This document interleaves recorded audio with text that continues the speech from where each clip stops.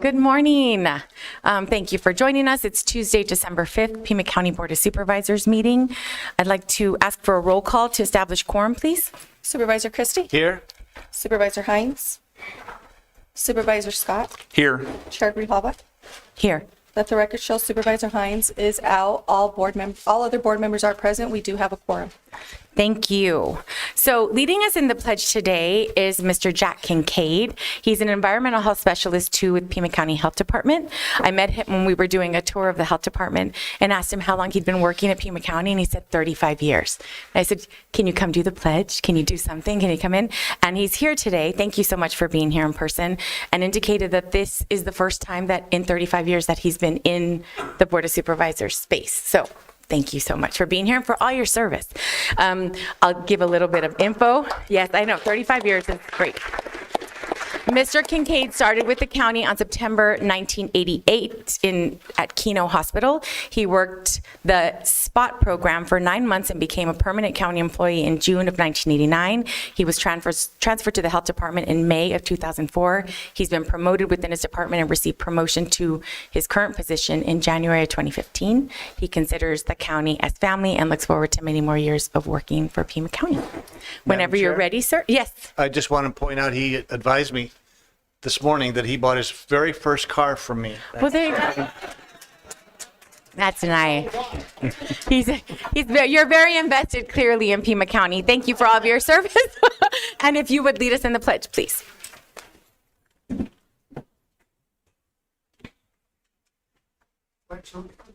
Is it on? The mic's not on. Hang on. There you go. Pledge allegiance to the flag, to the United States of America, and to the republic for which it stands, one nation, under God, indivisible, with liberty and justice for all. Thank you. Thank you so much. All right.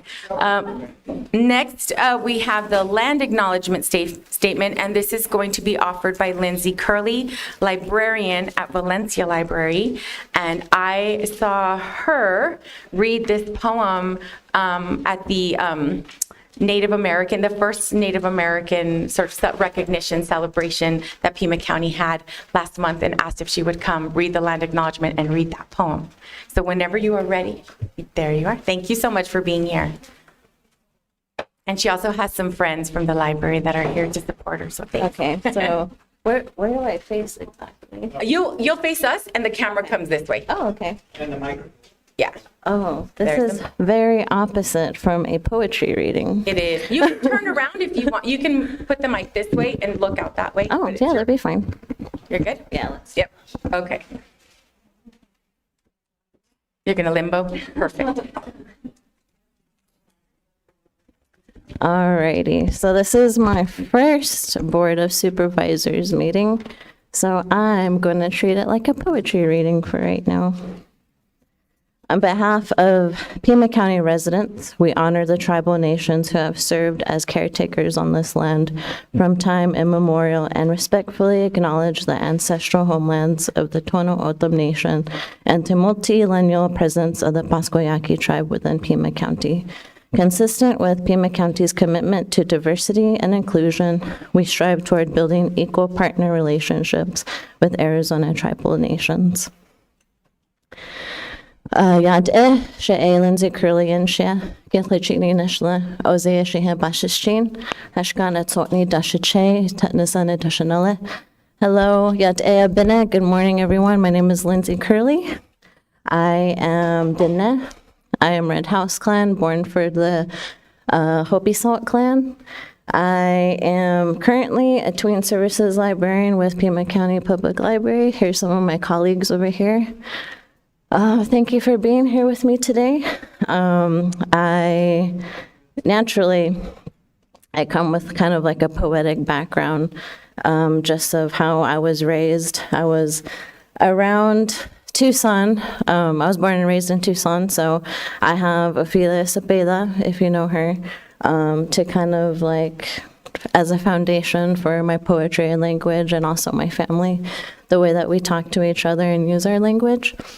And so when I was approached by the DEI department to do a poem for a Native American Heritage Month celebration mid-November, I kind of had this contemplation of, okay, so what does it mean to be here and in the habitants in Tucson?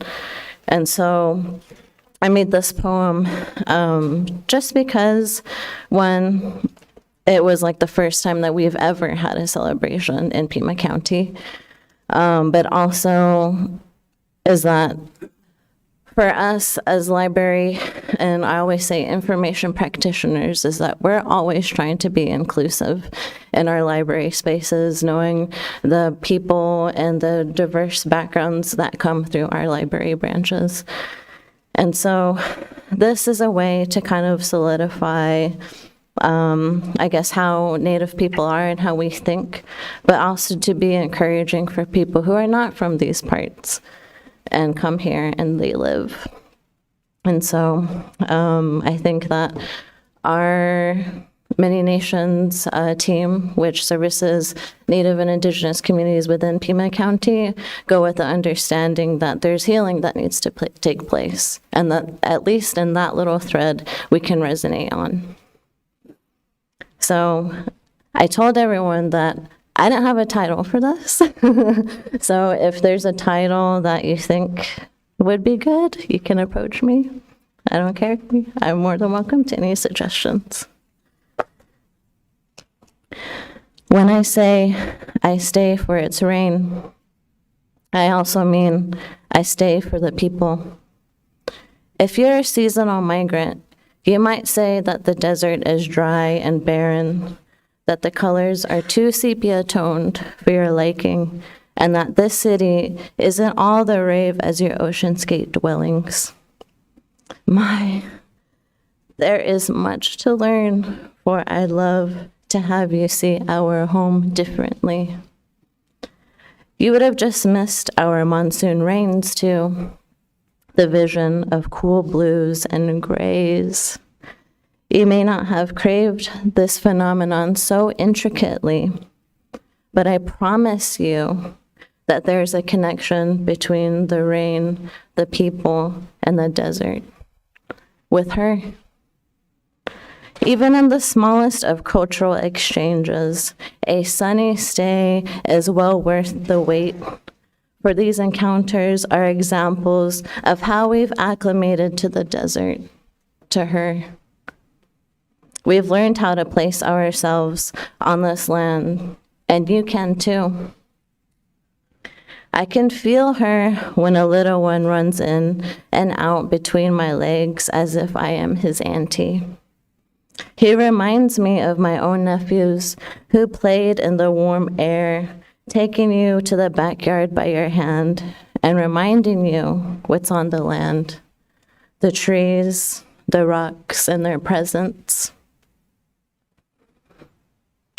I can see her when a young woman with a tziel stands in line at Dollar Tree.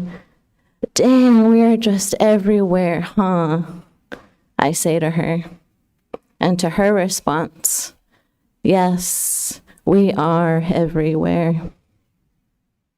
I can taste her at staff potlucks of savory treats and sweet things. Oh, how those conversations would look like in their kitchens as young ones too. And the endearing sweetness that holds these recipes are a wonder. I can hear her at times when an abuela calls me mija after just being with her. It's Nahas Dan saying sheyaja do she'awe in her place. And you know that feels good. I can smell her and a long-haired woman saying, you know, there is medicine all around us, that before the rain, what you're smelling, this is our medicine. In this way, this land is bountiful. She is bountiful. You see that when it rains, all our plants reach up to catch the first of the things that give them strength, and they take them in. They're how you write on the glass, and they're a collective breathwork, a very brief verse in a hymn, even without knowing their indigenous language, a very important lyric in making yourself sacred. You'll smell their incense of what you would recognize as creosote, but I think that you'll come to realize that as long as you immerse yourself in this world, that it's not just a method reserved for us. It comes from you too. I'm not giving away any secrets. I'm just telling you stories about her kindness. This is what I mean when I say I stay for the rain. I also mean I stay for the people. I stay for the desert. I stay for her.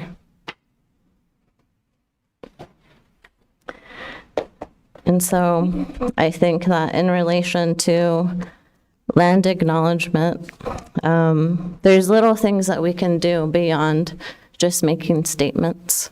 And what I mean to say is that to build which is in Navajo, we called kinship, you're building relationships with people within your community. And so I think that goes a little bit beyond just saying words, is that a lot of our languages are built through action. And so that's one way that we can do that. Thank you.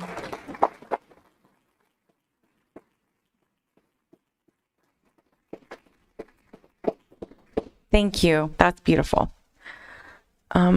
We have pause for pause, and we have a little guest that I'm guessing could be adopted. Look at, so cute. Oh my gosh. He could go in my purse. I have a big one today. Right. Well, good morning, everyone. My name is Kaylee. I'm the Public Information Officer at PAC. I brought you a very sleepy, snuggly little puppy today. She's very cute. She actually just came in yesterday. She came in as a stray, so we'll hold on to her for a few days in case she does have an owner, and then she'll be available for adoption. We are seeing a lot of puppies come in right now. So to give you an idea just of a daily, the typical day at PAC right now, yesterday we saw 52 dogs go home, so that's awesome. That's 52 dogs adopted, fostered. We saw 55 in. So we are seeing a lot of pets come in right now. We really need your help with fostering, adopting, just spreading the word. All dogs and puppies are free to adopt right now, so you could have this little lady in your home for free. And we have many more beyond her that are really adorable, really great little guys. So we're at 486 dogs in shelter today and about 67 cats. So if you're a cat person, we got them too. Thank you, guys. And you did put out an appeal for fosters, We for did. puppies. Yes, right? yes. Do you want So, to talk a little bit? We saw last weekend, we saw 4 or 5 moms with huge litters of puppies, 8 to 10 puppies each come into the shelter. Those have all gone to foster today, but they're always coming in. And we have lots of big dogs who need to be fostered. We have lots of cats, puppies, everything you can think of. So even just 2 weeks is amazing. That's thank because you. when they go home with us, we don't want to give them back. Yes, well, look at that face. I mean, stop. It's too much. Okay. Thank you all. Thank you so much. And what is this puppy's name? Or She actually doesn't have one. She's she- brand new. So I was throwing around a couple names. We'll see what sticks. Oh my gosh, so cute. Okay, thank you. Thank you. Anyone? Fostering?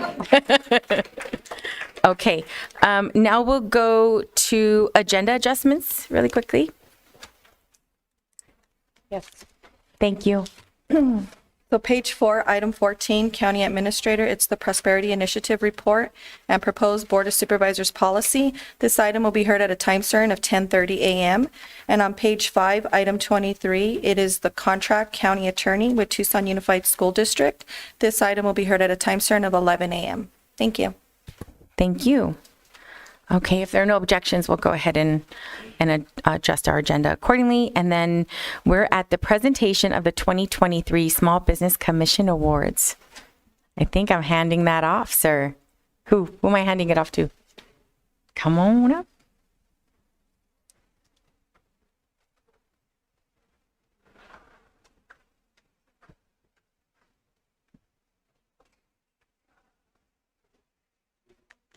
However you'd like.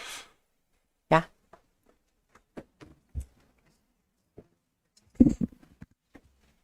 I'm going to first start off by bringing up the winners individually. Yes, commissioners, come on up with me, please.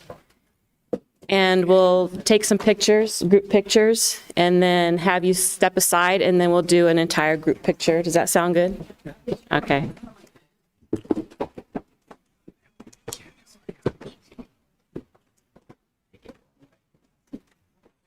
So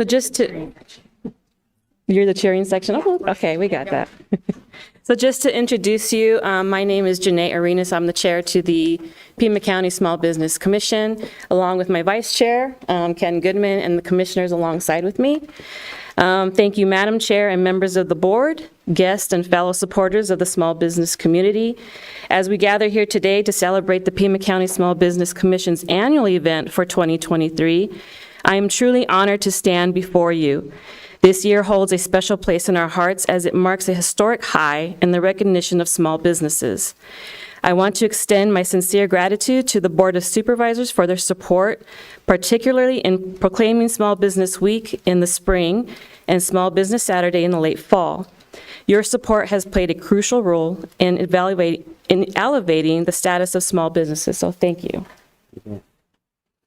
The remarkable surge in nominees this year, tripling our usual submissions, reflects the growing impact and significance of our small business community. The diligent efforts of the Small Business Commission in carefully selecting the winners have made this celebration even more meaningful. Before we proceed to honor our deserving winners, let me take a moment to emphasize the heart of Pima County Small Business Commission. Our primary mission is to advocate for policies that not only impact small businesses, but also consider the ripple effects on the broader economy. Small businesses are the backbone of our community, contributing significantly to job creation. By supporting these enterprises, we not only sustain existing employment opportunities, but also foster the growth of new ones. It's heartening to note that many of our small businesses are actively involved in supporting local charities and schools, demonstrating their commitment to the well-being of our community. One of our core focuses is advocating for economic stability. Relying solely on larger corporations can leave our community vulnerable to economic downturns. So the diversity provided by small businesses is a key factor in maintaining economic stability and resilience in the face of challenges. Lastly, small businesses play a pivotal role in shaping our community's identity and character. There's a unique charm that local businesses bring, offering products and services that reflect the distinctive character of our community. Together, we contribute to the creation of a place we proudly call home.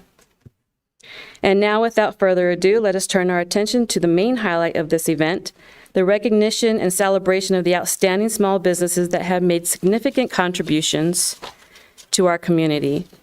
Their dedication, innovation, and resilience have not only propelled their businesses forward, but have also enriched the fabric of our community.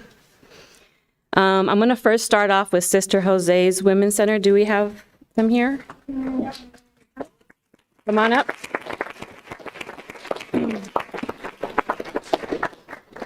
Sister Jose's is our nonprofit winner.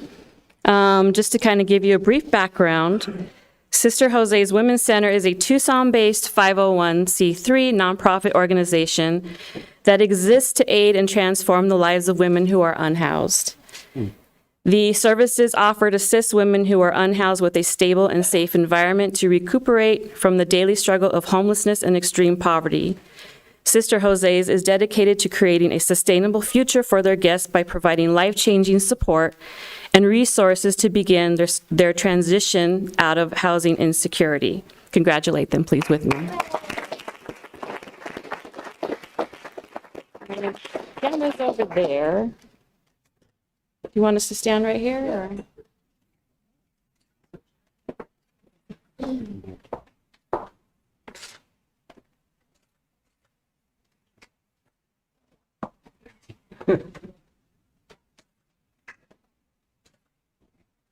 Very good.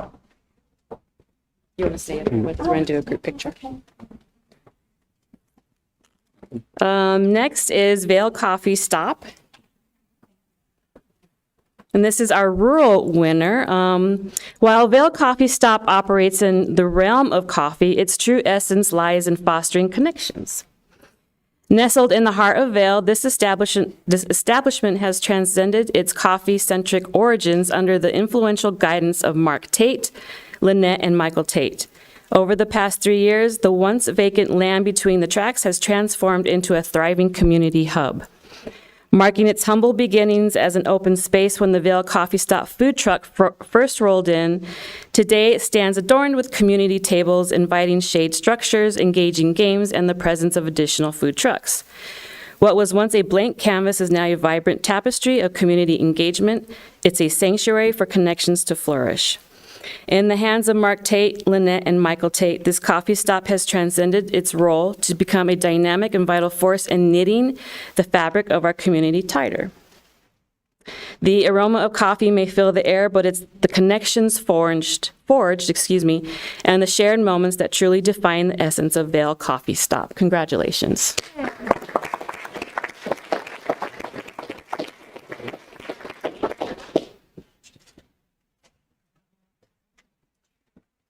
Sure. Okay. Can we come this way a little bit, like the supervisors also? Yeah, come on over here. One. We could do a group. We all in? I know we're in.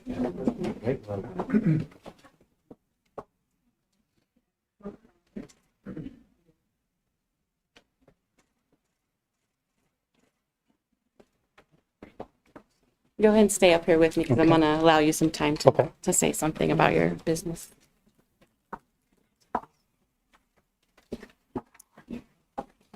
Thank you. All right. Lastly, and certainly not least, this is our urban winner, him and her. And correct me with the last name. Is it Fikert? Come on up. Did I say your last name correctly? Okay. Hi. This is Joyce Fikert. She discovered her passion for sewing at an early age, captivated by the sight of her mother, immersed in the craft. Recognizing her daughter's interest, her mother embraced the opportunity to pass on the art of sewing. At 21, Joyce relocated from South Dakota to Tucson. Armed with little more than her trusty sewing machine, despite knowing no one in the city, she quickly found herself enveloped in a welcoming community. When she moved to Tucson, she started out of her Midtown apartment, posting flyers in her neighborhood, advertising alteration services. Over the decades, sewing evolved from a mere career. It became a source of connection, a means of assisting numerous customers in looking their best for special occasions, and a platform for mentoring aspiring sewers. In her most recent venture, her journey has come full circle.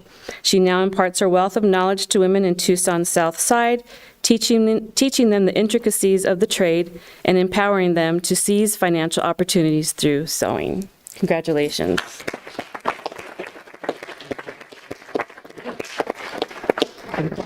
This one with the camera.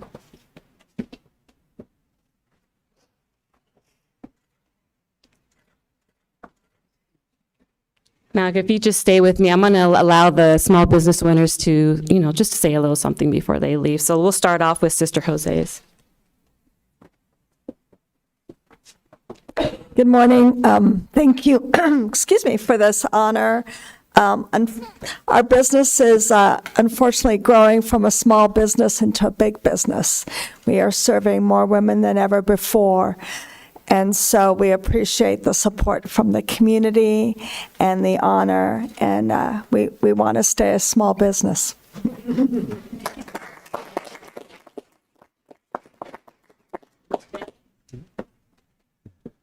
We just want to thank everyone for this great honor, for the community who has supported us so much as we've gotten started, and my family for helping me start and make this business a reality.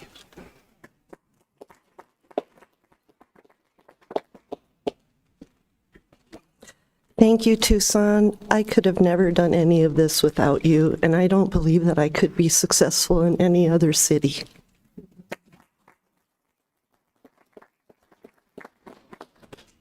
One last thing, and then we'll do the group. I'll be done soon. So I just wanted to close with this. Thank you for being a part of this joyous occasion. Let us continue to support and celebrate the spirit of small businesses in Pima County. Thank you.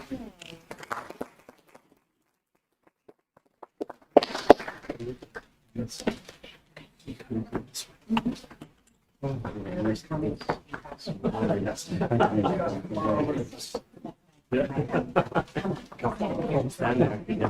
you want us to get a little closer? Yeah. Yes. Let's push. Shorties in the front.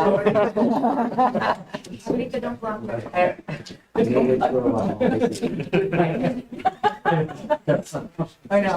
Okay, right. I'm going to try not to block it. Yeah, please, yeah.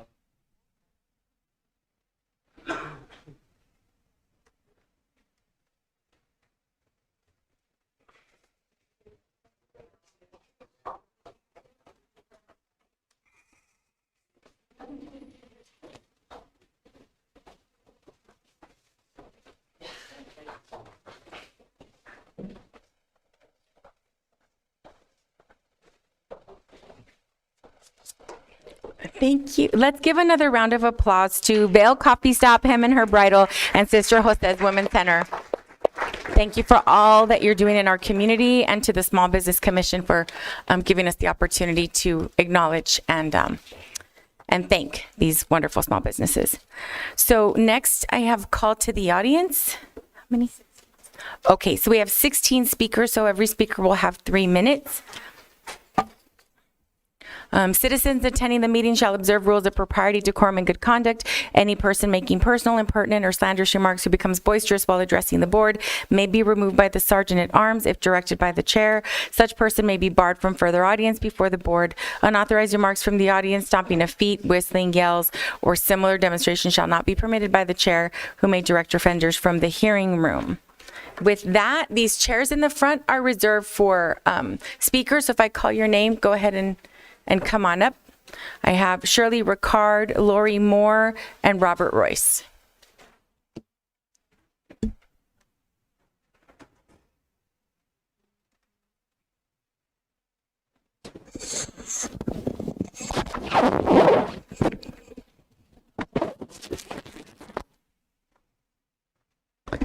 At our last gathering, I expounded upon the actual cost of fueling an electric vehicle.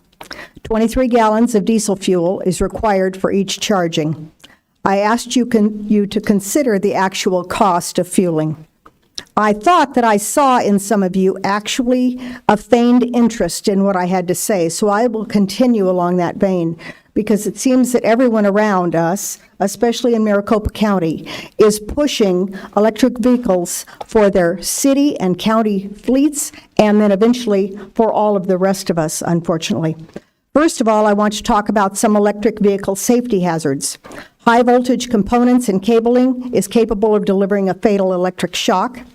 Electrical energy storage can cause an explosion or fire.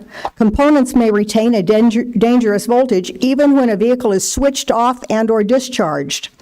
Electric motors or the vehicle itself may move unexpectedly due to magnetic forces within the motors.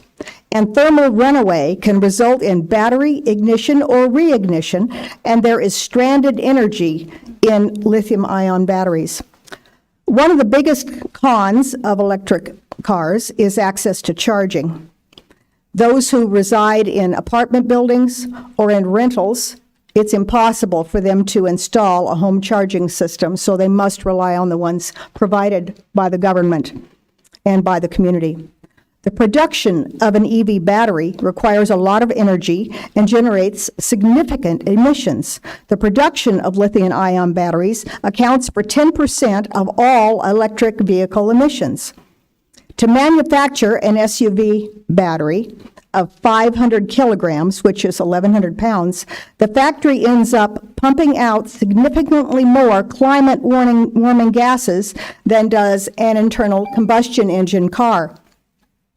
Lithium mining processes damage and contaminate our ecosystems, and oftentimes 2.1 million liters of water is used to produce 1 ton of lithium, draining 65% of surrounding waters from ponds, lakes, and rivers. The manufacturing process releases harmful pollutants into the air, including sulfur dioxide, nitrogen oxide, carbon monoxide, hydrogen fluoride, and nickel oxide.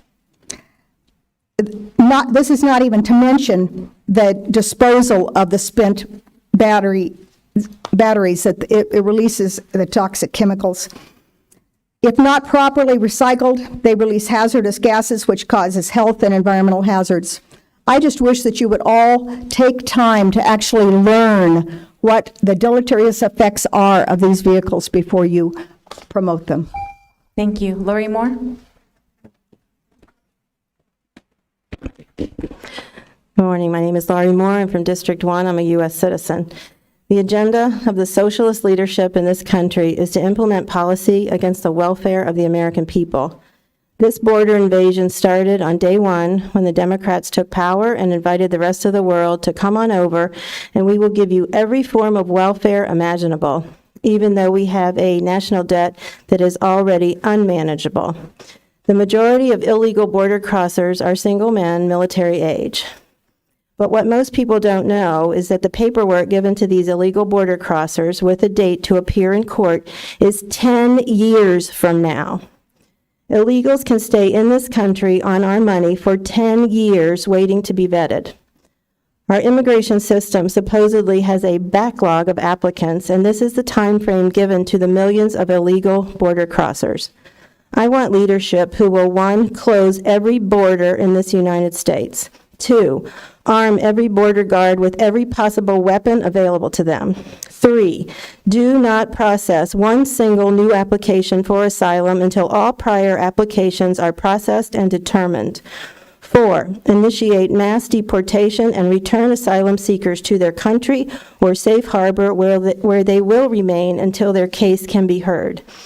We have been told that more than 95% of these illegals will not qualify for asylum, yet socialists will have you pay for them to stay in this country for 10 years. I forbid the Pima County Board of Supervisors to use federal tax dollars to fund the illegal invasion of this country. Democrats on this board are complicit in their constitutional duties to protect the U.S. citizens of Pima County by permitting unvetted illegals entry into the southern border. Citizens of Pima County need to know that the America Last agenda of the 4 socialist board members, and they need to vote them out. Unseat these treasonous socialists. Robert Royce, and then after Robert Royce, followed by Eileen Wilson, Sharon Green, and Jeannie Grubel. I've got my petition to run for District 1 supervisor here. I'm going to read it. Let's see if anybody can figure out what's improper about the wording here. Independent nomination petition. The undersigned qualified electors of Pima County, State of Arizona, do hereby nominate Robert Royce, who resides on East Copper Street, Tucson, in the county of Pima, as a candidate for the office of Supervisor District 1. The general, or special as the case may be, election to be held on the 5th day of November 2024. Hereby declare that I have not signed the nomination petitions of any candidate for the office to be voted on in this primary election, and do hereby select the following designation under whose name said candidate shall appear on the ballot. Robert L. Royce. So what's wrong with this? I'm required to file 6 times as many signatures as you institutional party candidates because my name is to be referred directly to the November ballot with no primary necessary. So the word primary appearing in this wording here Wording supplied by the Secretary of State, who should know better, does not belong on this petition. At the last meeting, there were 6 votes at least in which I heard no response from Sharon Bronson, who was not here but was participating telephonically. All 6 of those votes were declared unanimous by the chair. This is improper for you to declare a vote unanimous when one of the participating members did not vote, at least to my knowledge. You have put Sharon Bronson down as an affirmative when I heard no affirmation from her over the telephone, or as Mr. Christie puts it, using the thumbs up on the screen. This is improper, it's illegal, and you would know better if you'd watched Richard Elias presiding over this body, as I have for 20 years. You show up, you see an opportunity, and you don't know Robert's Rules of Order, and you need to bone up on them. Thank you. Eileen Wilson?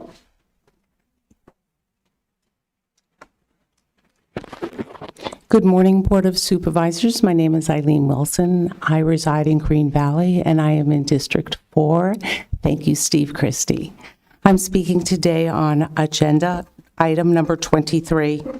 Pima County is responsible for adopting provisions to preserve the health and safety of the county, coordinating an agreement with TUSD and Pima County Attorney's Office to provide gun safety information and gun locks at schools appears, on the face of it, a reasonable project to benefit the community. Thinking further, I wonder if Pima County Attorney's Office is using this arrangement, providing gun locks at schools, is really to identify and track any firearms in the area by talking to children about guns, safety, health, and family. Any gun safety information should be publicly posted to allow the Pima County community an opportunity to review the gun safety content provided to our children. This appears to be an insidious program involving school children under the banner of health and safety. Interesting that you are focusing on a health and gun safety promotion to school children when our southern border is massive, current and ongoing Pima County health and safety issues. Please consider adjusting your priorities. Thank you.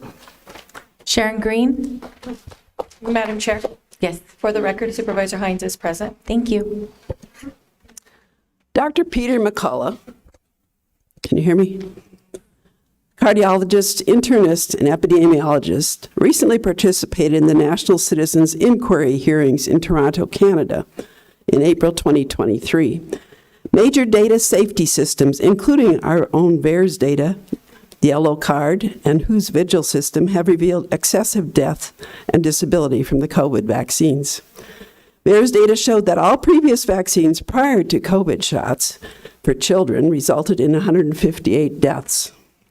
As of March 2023, VAERS data has reported 17,070 American deaths within a few days of taking the COVID vaccines, and 16,454 permanently disabled Americans from the COVID vaccines. Remember, a real vaccine prevents someone who is exposed to an illness from getting the illness for which they have been vaccinated, and also prevents the spread of illness to others. The COVID shots, which are not true vaccines, neither prevents someone from getting ill with COVID, nor is a vaccinated person able to prevent the spread of the disease to someone else. Dr. McCullough has headed up or served on over 24 vaccine data safety monitoring boards. He testified in the past no more than 50 deaths from a vaccine program would ever be tolerable. And if that occurred, the vaccine program should be shut down and an investigation regarding safety should ensue to determine safety. Research now verifies that the synthetic spike protein in the COVID vaccines is lethal to the human body. 200 peer-reviewed papers reveal that cardiovascular syndromes are attributed directly to COVID-19 vaccines. 2.5% of those taking the COVID shots have heart damage. Half of those people are symptomatic, half are not. Myocarditis or heart inflammation can result in sudden cardiac death. Young people have been hospitalized from heart damage from these shots when they were never at risk of getting COVID. Blood clots are also a serious adverse event from these vaccines with 11% fatality rate. According to the data, the Pfizer vaccine should have been pulled off the market before January of 2021, and the Moderna vaccine should have never been rolled out. Senior doctors with medical authority should be determining the safety and efficacy of our vaccines, not government officials. Tech CEO Naomi Wolf hired over 3,000 scientists to research Pfizer's data regarding adverse events they knew about prior to the COVID shots being released. Since Pfizer committed fraud, yes, fraud, by hiding damages from these vaccines, they are now liable for the damages of their shots. The California district recently awarded $400,000 for poor policies. Please make policies with good health in mind. After Jenny Grubel is Kelly Griffith, Penelope Jackson, Corey Stevens. Good morning, Board of Supervisors. Thank you so much for this opportunity. My name is Jenny Grable. I am Vice President of Programs at Social Venture Partners Tucson, and today I am representing Social Venture Partners Tucson and our 150 individual and corporate philanthropic network, as well as 8 nonprofit organizations in our 2-generation collaboration focused on whole families, moving them out of poverty into opportunity. I am here today in strong support of adopting the full bundle of policies in the Prosperity Initiative to work collaboratively, interdisciplinary, and intergenerationally to reduce generational poverty and improve individual and community wealth. Taken from Administrator Lesher's note, adopting these policies is as much a fiscally prudent action as it is a moral action. While many in the world feel helpless and like they don't have a voice or know how to make change, there's nothing that can be done. I know that each of you believe you have a voice. You are here leading our county, making decisions that you know impact the children and families that live in our beautiful desert region. Pima County has an opportunity to join national movements across local communities that are actively focused on creating opportunity, choice, and giving voice to all members in our community. The reality in Pima County is grim. Detailed in the Prosperity Initiative is how little opportunity and choice exists for many children and families, how systemic inequities are the root cause of geographic areas of high concentration of poverty and multi-generational poverty, how Pima County ranks extremely low in almost all childhood poverty-related indicators, which lead to poor mental and physical health, educational outcomes, and all the things we know. Each of you knows the power of local action and local inaction. The decisions made today can and will determine the future of Pima County. Why wouldn't you invest in a Pima County where opportunity, choice, wealth are equally achievable? The comprehensive bundle of policies is designed to mutually reinforce resources, programming, and support to change the lives of children and families in our community with no extra cost, just more intentional coordination. To create equitable pathways to digital adoption, educational attainment, affordable housing, climate-safe neighborhoods, and to do so with whole families in mind. The pandemic taught us that when families living in poverty are provided pathways to wealth, they use it to strengthen their families. Please place your vote today with those loving families so that caregivers can be assured healthcare options and opportunity for a career, not just a job, so it becomes policy to create equitable opportunity, choices, and resources for all. Thank you.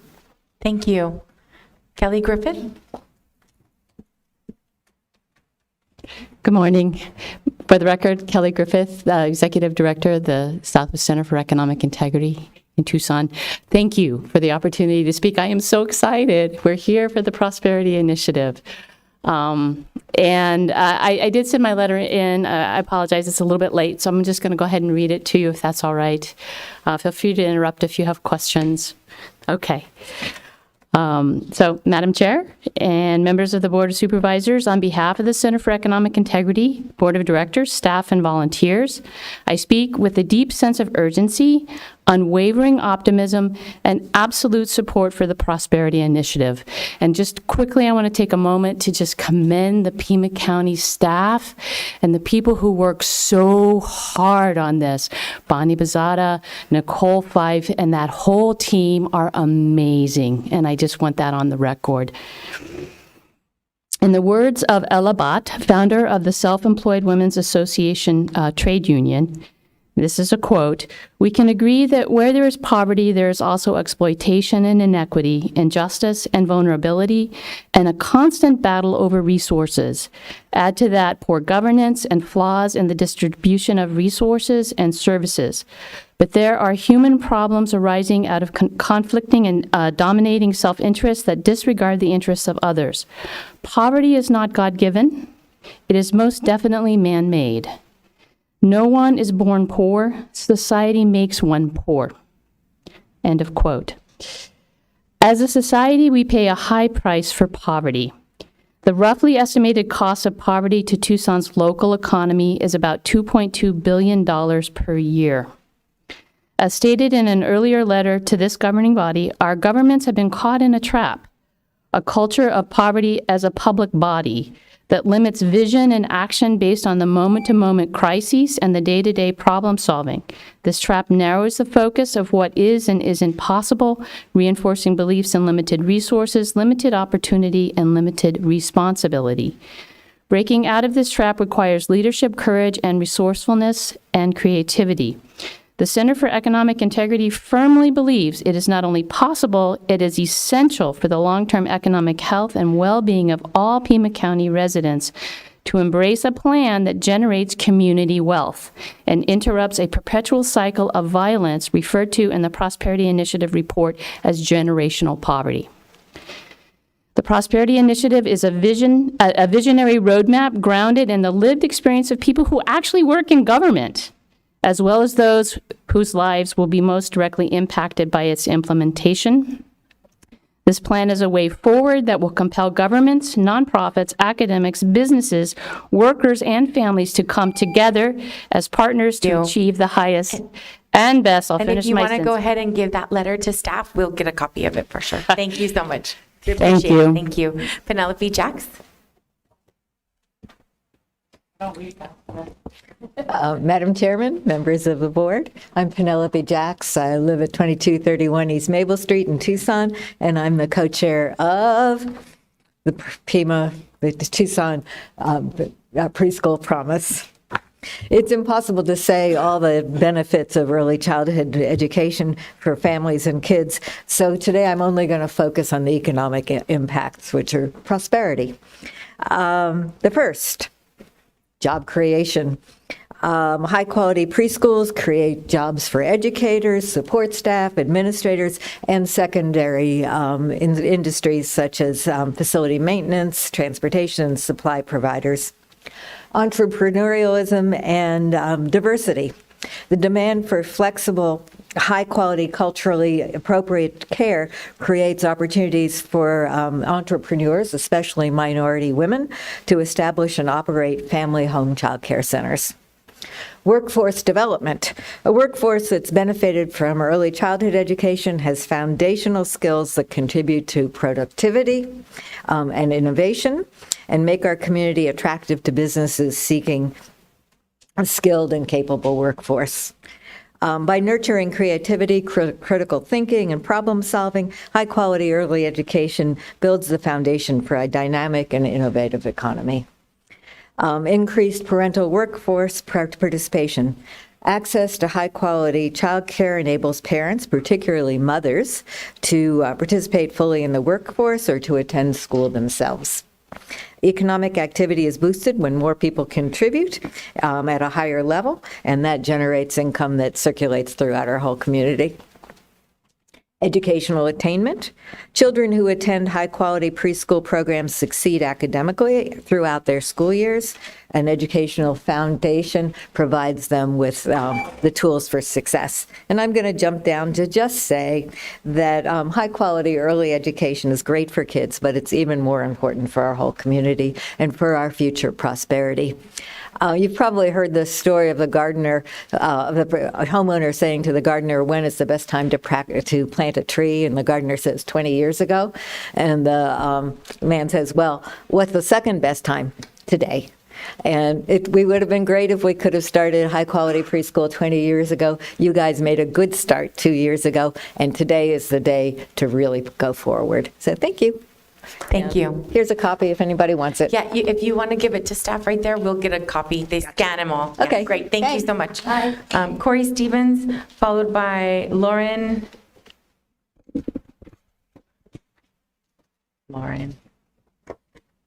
Valledas, thank you. I was like, Don Hales and Jim Hanley.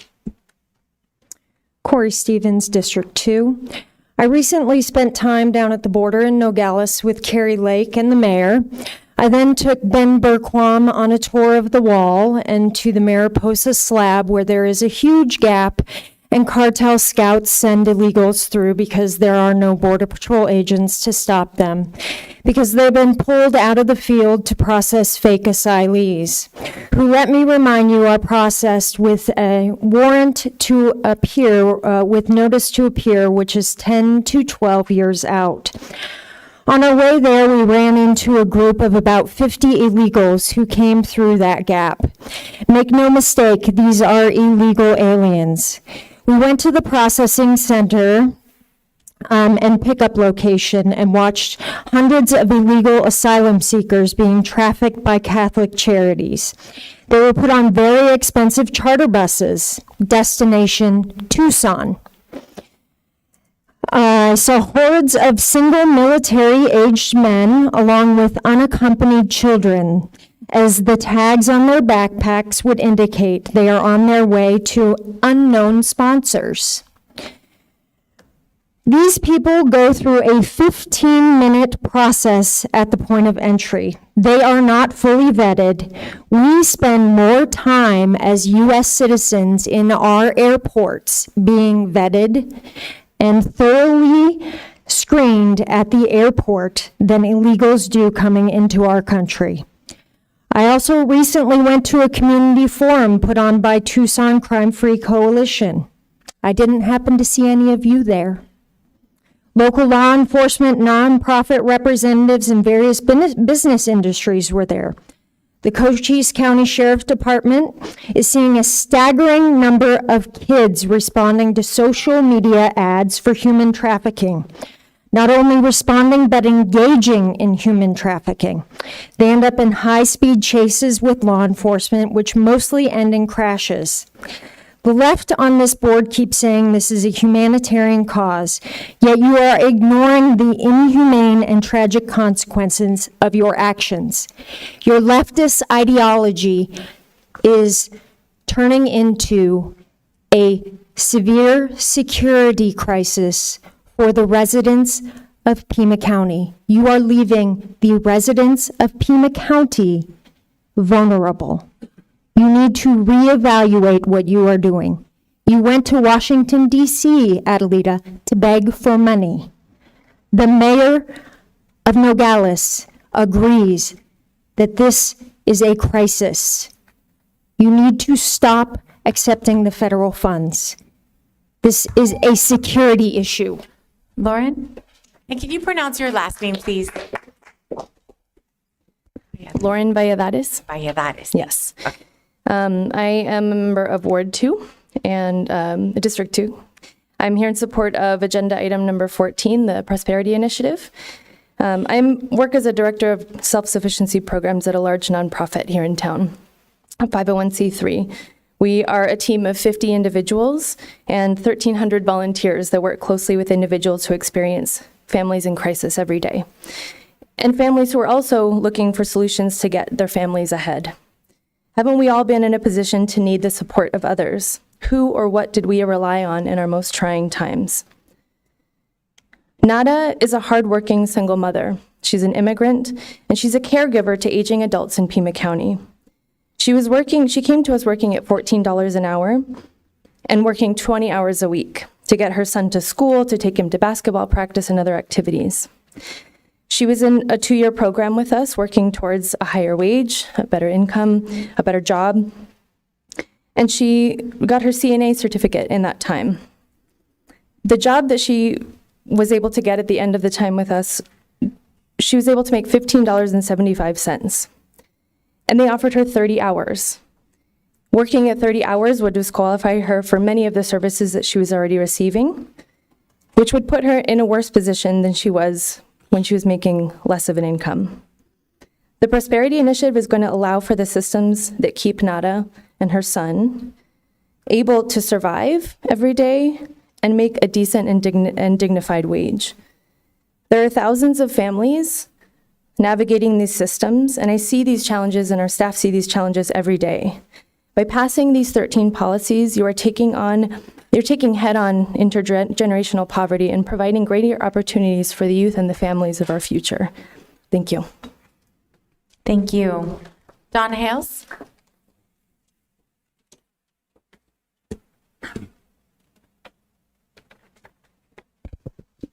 My name's Don Hales, and I'm in District 5, Midvale, Tucson. And I have some comments on Agenda 14, 34, 35, and the ATF rule. Please vote no on agenda items 34 and 35. Pima County's BOS is complicit in perpetrating a border crisis rather than helping homeless people in town. They aren't helping to secure the border and stop the invasion. You are not representing the safety of the residents of Pima County and not representing Americans that have their lives and families destroyed by fentanyl and MS-13 gang members coming over the southern border. Also, the missing children, 1.7 million gotaways, and 250 individuals on the terror watch list. Can anybody tell me the purpose of open borders? And then second item is regarding the rule, ATF rule. On November 21st, Pima County Board of Supervisors voted to send a letter to the ATF in support of proposed ATF rule 2022 R17. My neighbors and I don't support that rule. ATF is wrong to suggest a single firearm sale or no sale at all might require a license. The statutes enacted by Congress clearly do not intend to regulate the conduct of an individual who merely sells a single firearm. Last comment is on 14. Please vote no on the property initiative until you can revise it to eliminate all the language supporting green and 15-minute city infrastructure. Government's the problem there. Thank you. Thank you. Jim Hanley, followed by Liz Corsel, Erica Wells, and Gisela Aaron. Good morning, Chairwoman Grijalva and members of the board and County Administrator Lesher. I wanted to appear as the chairman of Arizonans for a New Economy to speak in support of the Economic Development Initiative. That's item 14. I forgot to say, did I say my name? Jim Hanley, and I reside at 900 North Ritchie Boulevard in District 5. So Arizonans for a New Economy is a public banking advocacy organization. We have observed that there is particular difficulty with small businesses accessing capital in terms of affordable lending to grow their businesses.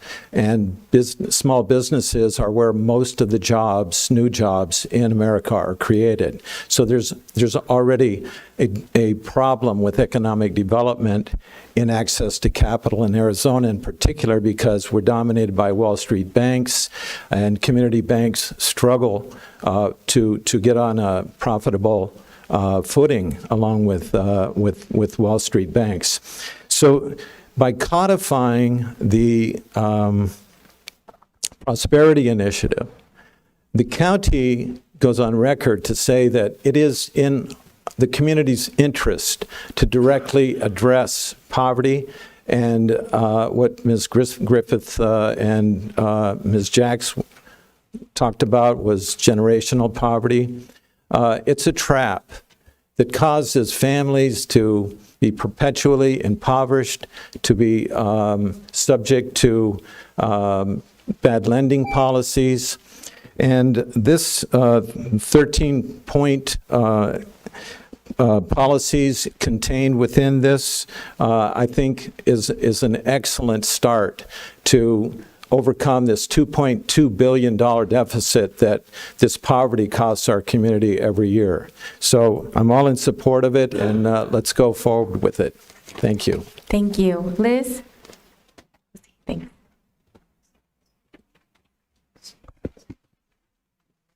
Hi, my name is Liz Casey. I'm a social worker and a Pima County resident.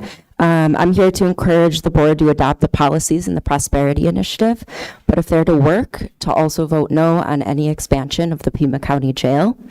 The Prosperity Initiative lays out very clearly what the priorities need to be in the county if you're serious about disrupting intergenerational trauma and poverty and stopping the cycles that lead to crime in the first place.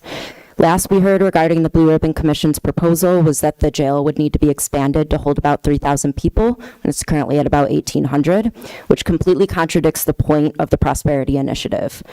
The initiative states the rise in adult incarceration has increased the number of poor children with parents or caregivers under supervision, reducing household earnings and increasing household debt. As a result, fewer resources are available to invest in children, and the criminal justice system itself perpetuates intergenerational poverty. It is not possible to expand the Pima County Jail while effecting actual change on intergenerational poverty, homelessness, mental illness, and drug use.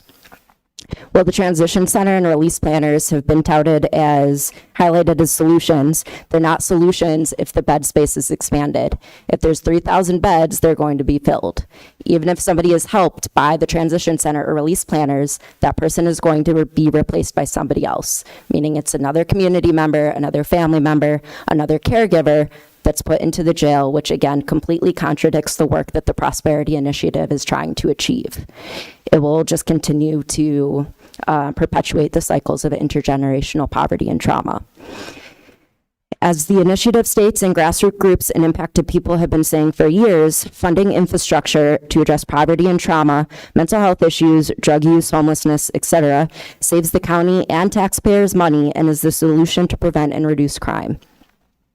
If the county cares what is best for our communities and taxpayers, morally, financially, and at this point, logically, in the long run, then our budget needs to prioritize funding these initiatives.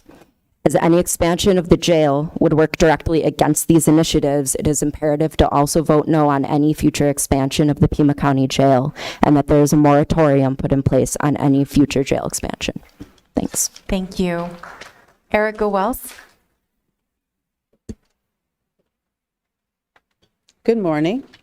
My name is Erika Wells. I'm Vice President and Chief Operating Officer for your United Way of Tucson and Southern Arizona.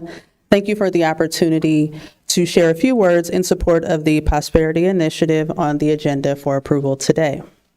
The United Way of Tucson and Southern Arizona's Financial Wellness Partnership convenes staff and community members from more than 25 local nonprofits, government offices, financial institutions, and academic departments for discussions and collaborative work related to eviction prevention and financial empowerment. We thank the Board of Supervisors for your leadership in supporting the Prosperity Initiative effort thus far to develop meaningful, actionable policies that will address generational poverty and improve opportunity across our region. Of the issues presented in the Prosperity Initiative, we have strong interest in policies related to affordable housing, youth education, and eviction prevention, including financial empowerment and home ownership opportunities. Also, policies that prioritize single caregiver households with children, Black, Indigenous, people of color communities, and people who have been incarcerated. We're pleased that the proposed framework addresses these areas and populations and even more. United Way staff and volunteers also took an active role with 2 economic mobility policy areas: savings for post-secondary education and community financial capability. Our data findings from research and interviews reinforce what many of us already know. Too many local families are struggling. We know that our role as your United Way and our mission is to work tirelessly to create a thriving Tucson and Southern Arizona by uniting people, ideas, and resources. We engage with and support the lives of more than 400,000 children, families, and older adults to enhance their reality and offer a hand up to better education, financial security, and the grace to live and retire with dignity and independence. This work is further strengthened by Pima County employees who contribute their time, talent, and treasure through the ongoing Pima County ECAP campaign, and we are thankful and inspired by their support. In closing, the United Way is grateful for the opportunity to encourage that the Prosperity Initiative be approved today. We thank the Board of Supervisors for this promising framework for our community and the aligned, actionable work that it will facilitate. If approved, we look forward to continuing to collaborate and the support future implementation that can make a difference to residents across Southern Arizona. Thank you. Thank you. Stella Aaron, followed by Amy Pettifer, and our last speaker is, one more, sorry.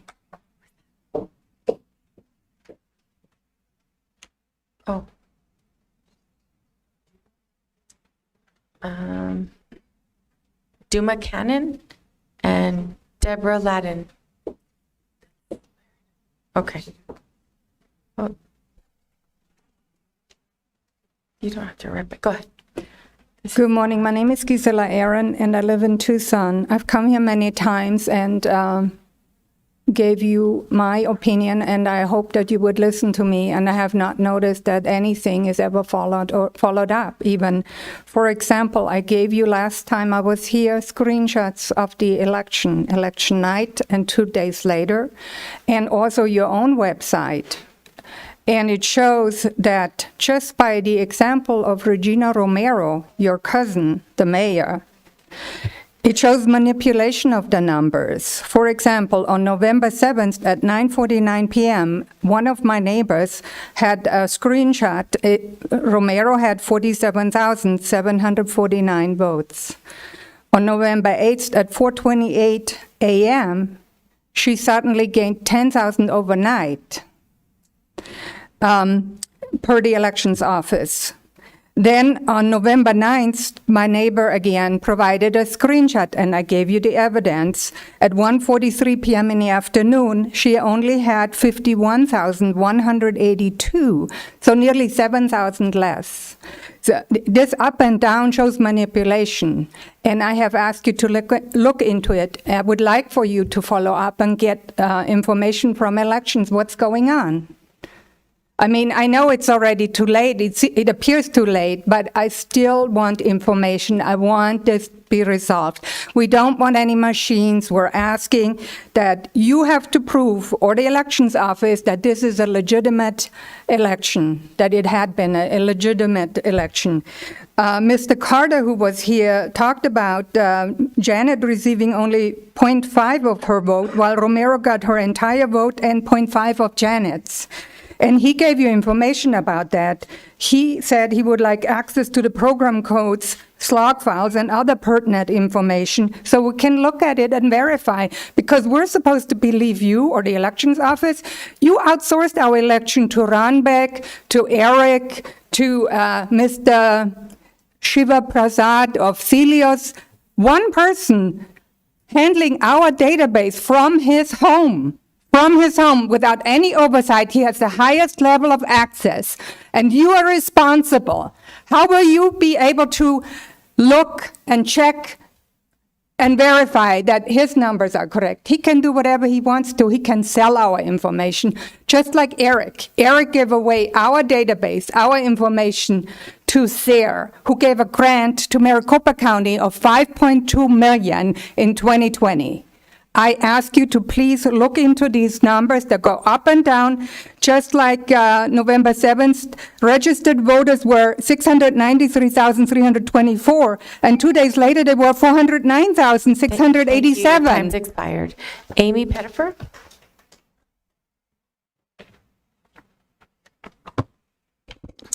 Hi, my name is Amy Pettifer. I'm a Pima County resident of District 5. I'm speaking to you today in support of the Prosperity Initiative report and the proposed policy that supports it.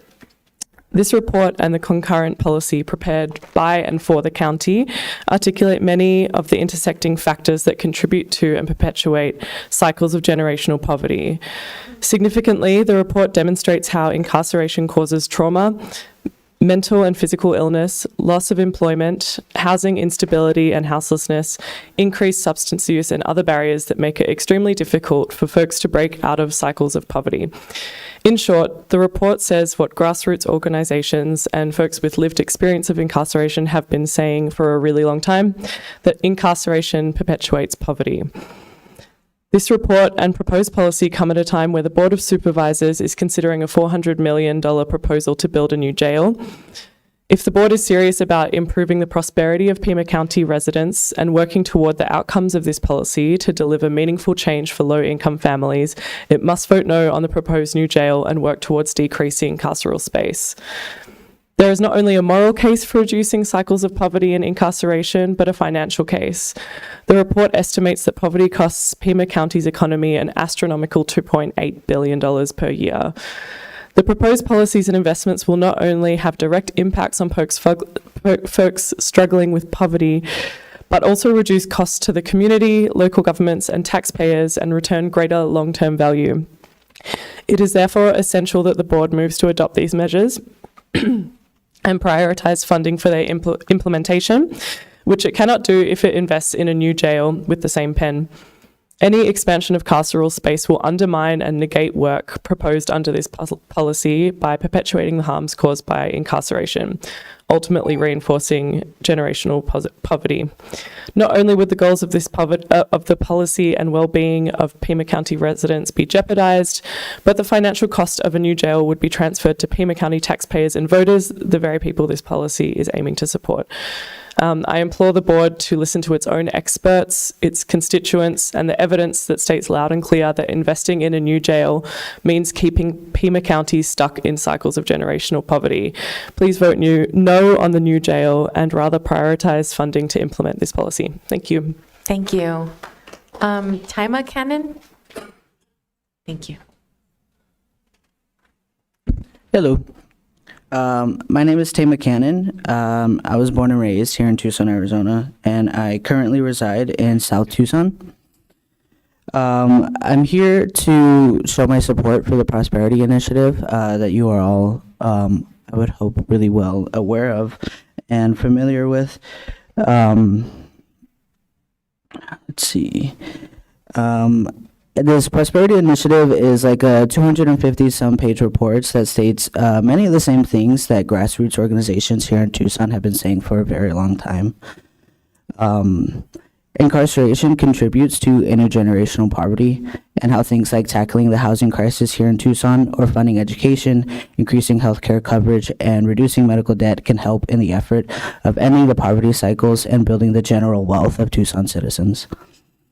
It seems to me like this board can't possibly support this initiative and a new jail proposal at the same time. Not only is there an issue with how both will be funded, but a clear moral issue and contradiction in what the experts are telling you all. $420 million to build a new jail would do nothing but unravel what this Prosperity Initiative is trying to achieve. More funding into policing will have only negative effects as it pertains to poverty and wealth.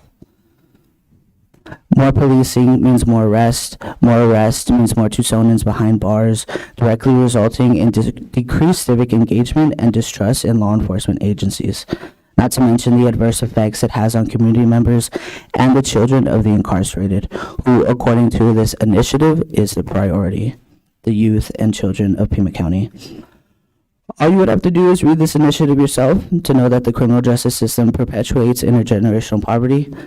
So to even be having a conversation about putting $400+ million into a new incarceral space is almost absurd.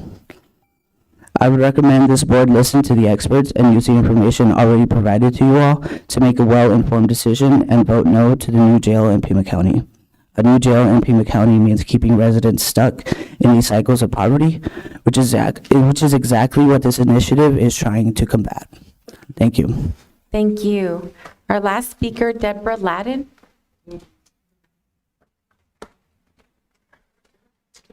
That's why my mother told me not to speak with government. So my name is Debbie. I'm a resident of Pima County. I newly moved down here in April from Maine. And I've spoke with you guys one other time. I talked to you. I don't know how much influence you guys have over the amount of people that are coming over the border. I know you probably can't stop it yourself, but I assume you have a lot of influence. And you know there are thousands coming across in Arizona now every night because Texas has actually done something to stop them, even though the federal government didn't want them to. They've actually done something. So they're all coming up this way and coming in. You know as well as I do that there are thousands coming in every night. So I just want to tell you a couple of stories. So my granddaughter, she's 17 years old. She had a boyfriend when she was 16, he was 17. Last summer, that boy died. He took something that he thought was meth, and it killed him instantly. He was only 17. Now, I have to admit, I didn't really care for the guy. I didn't really want him dating my granddaughter, but he died. I didn't want him to die, but he did. A very good friend of mine, her son, 30-some years old, finally, after years and years and years, got him into a program. He got to the point where he could get to work and make some money. His very first paycheck, the next day, they found him in that same institution, dead. 33 years old, dead. Someone else who's very close to me, and I'm talking very, very close to me, has worked on her addiction. Right now she's sober, and I pray to God that she stays that way. But when she got her last fix, the gentleman, 3 men, came to give it to her. She got what she asked for, and then they got what they asked for. They all 3 raped her, all 3 of them. And and this is up in Maine, you know, so I just want you to see, because of the thousands of people that are coming across and all these drugs that are coming, it's affecting everybody, even way the heck up in Maine. My neighbors are dropping dead. People don't dare to live in Waldo County because it's just so thick with drugs. So I'm asking you, please, please, please, do everything you possibly can to stop this from happening. Just stop it. Give us a break. Let our kids live, because they are dying. That's all I have to say. Thank you for listening. Thank you to everyone. That was our last speaker, so I'm going to go ahead and close the call to the audience and ask my colleagues if anyone wishes to ask staff to review a matter, that a matter be put on a future agenda, or respond to a criticism. Chair Grijalva. Supervisor Scott. I'd like to ask the county administrator to have Ms. Hargrove or somebody from the elections division follow up with Mr. Royce regarding his concerns about his nominating petitions. Okay. Anything else? All right. Thank you. Do you want to take a quick 5-minute break? Is that okay? Great. And then if anyone would like to, you're welcome to stay, but we'll be right back in 5 minutes. Thank you.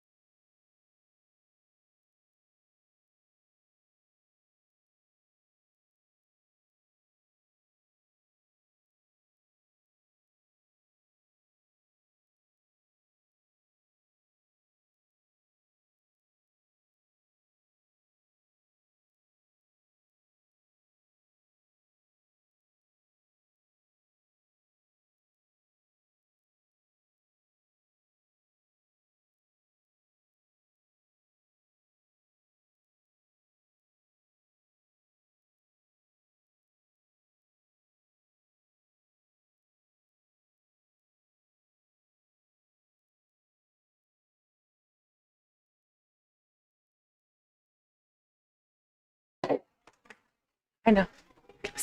Thank you all. If we can have a seat, I know it's nice to say hi to everybody, but we do have an item that's a time certain item.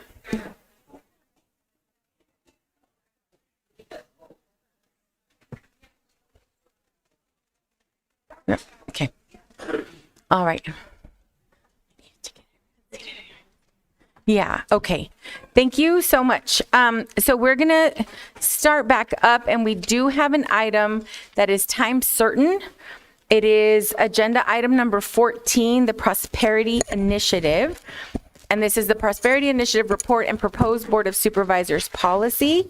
I'll go ahead and turn it over to Administrator Lesher. Thank you. Thank you very much. Chair Grijalva and members of the board, what you have before you today is the results, I think, of an incredible effort over about a year where we have individuals who have been working with the community and meeting with all of the incorporated jurisdictions. And I know you've gotten letters from business groups and philanthropic groups and many talking about this issue.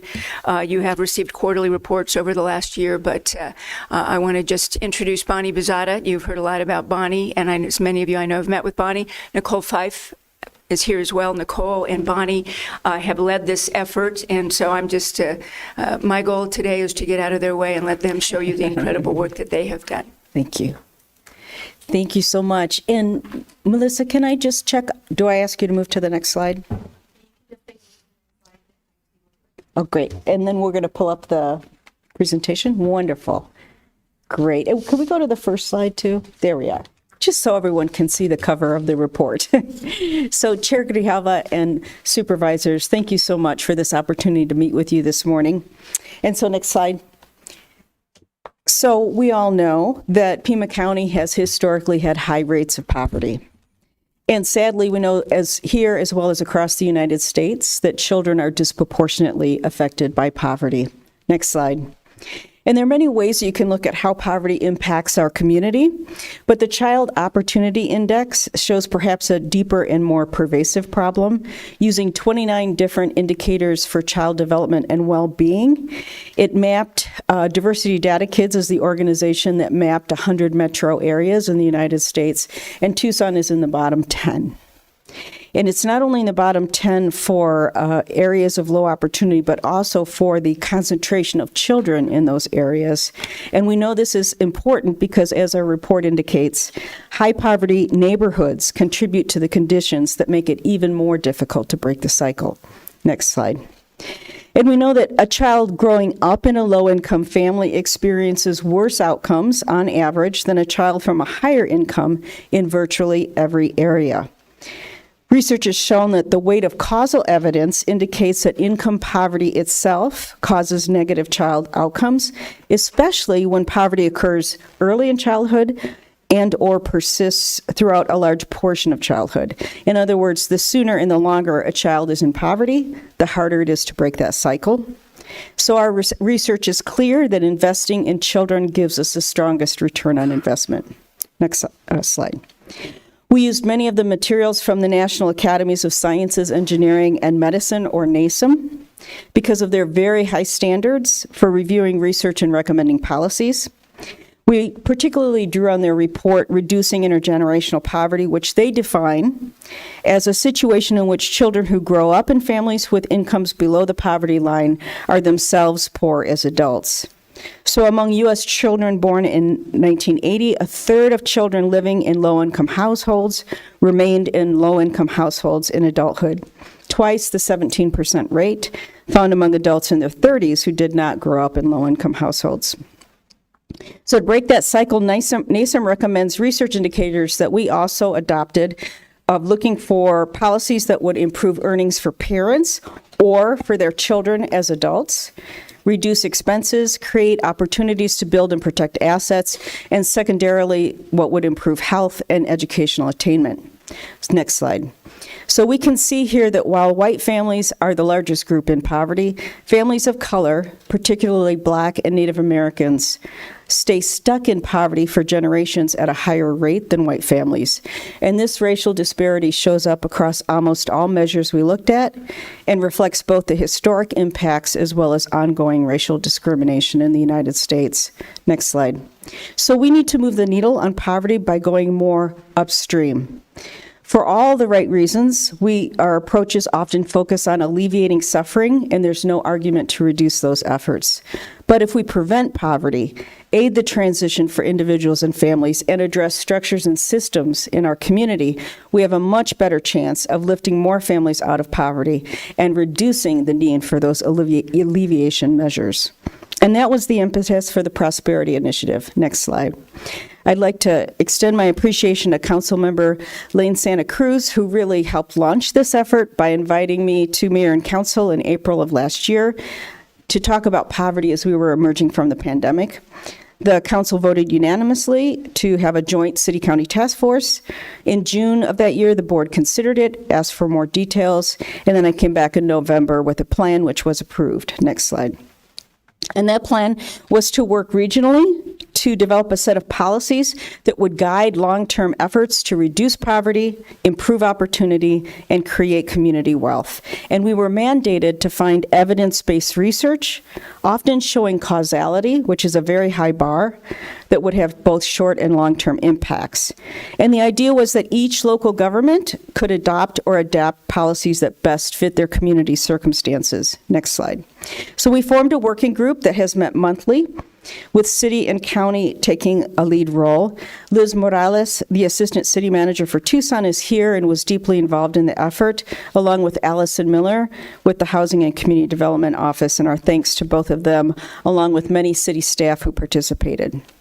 Similarly, many county staff and departments participated, as mentioned, with leadership from Nicole Fife.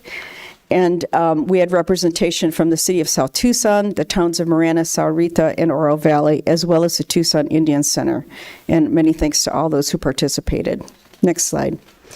And because this initiative was so heavily research-based, we brought on 2 University of Arizona researchers with significant and diverse experience on poverty issues, Dr. Brian Mayer and Dr. Keith Bentley. And Dr. Bentley is here with us today. And again, our thanks to them for their support and contributions. Our community is rich with experience and insights, and we knew we needed to draw on our leadership, practitioners, and people with lived experience. 2 organizations, United Way and Social Venture Partners, particularly played important roles in developing these 3 policies, and my thanks to them.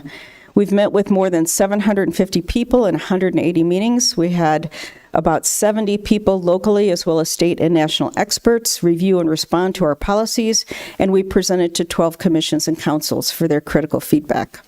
We also reviewed over 330 research articles, looked at 33 national policy centers, and incorporated information from Jim and Shirley Kaiser's very important opportunity report, and as noted, drew heavily from NASM, as well as Harvard's Opportunity Insights. Next slide. And we knew that we had to find policy that fit our toolbox, right?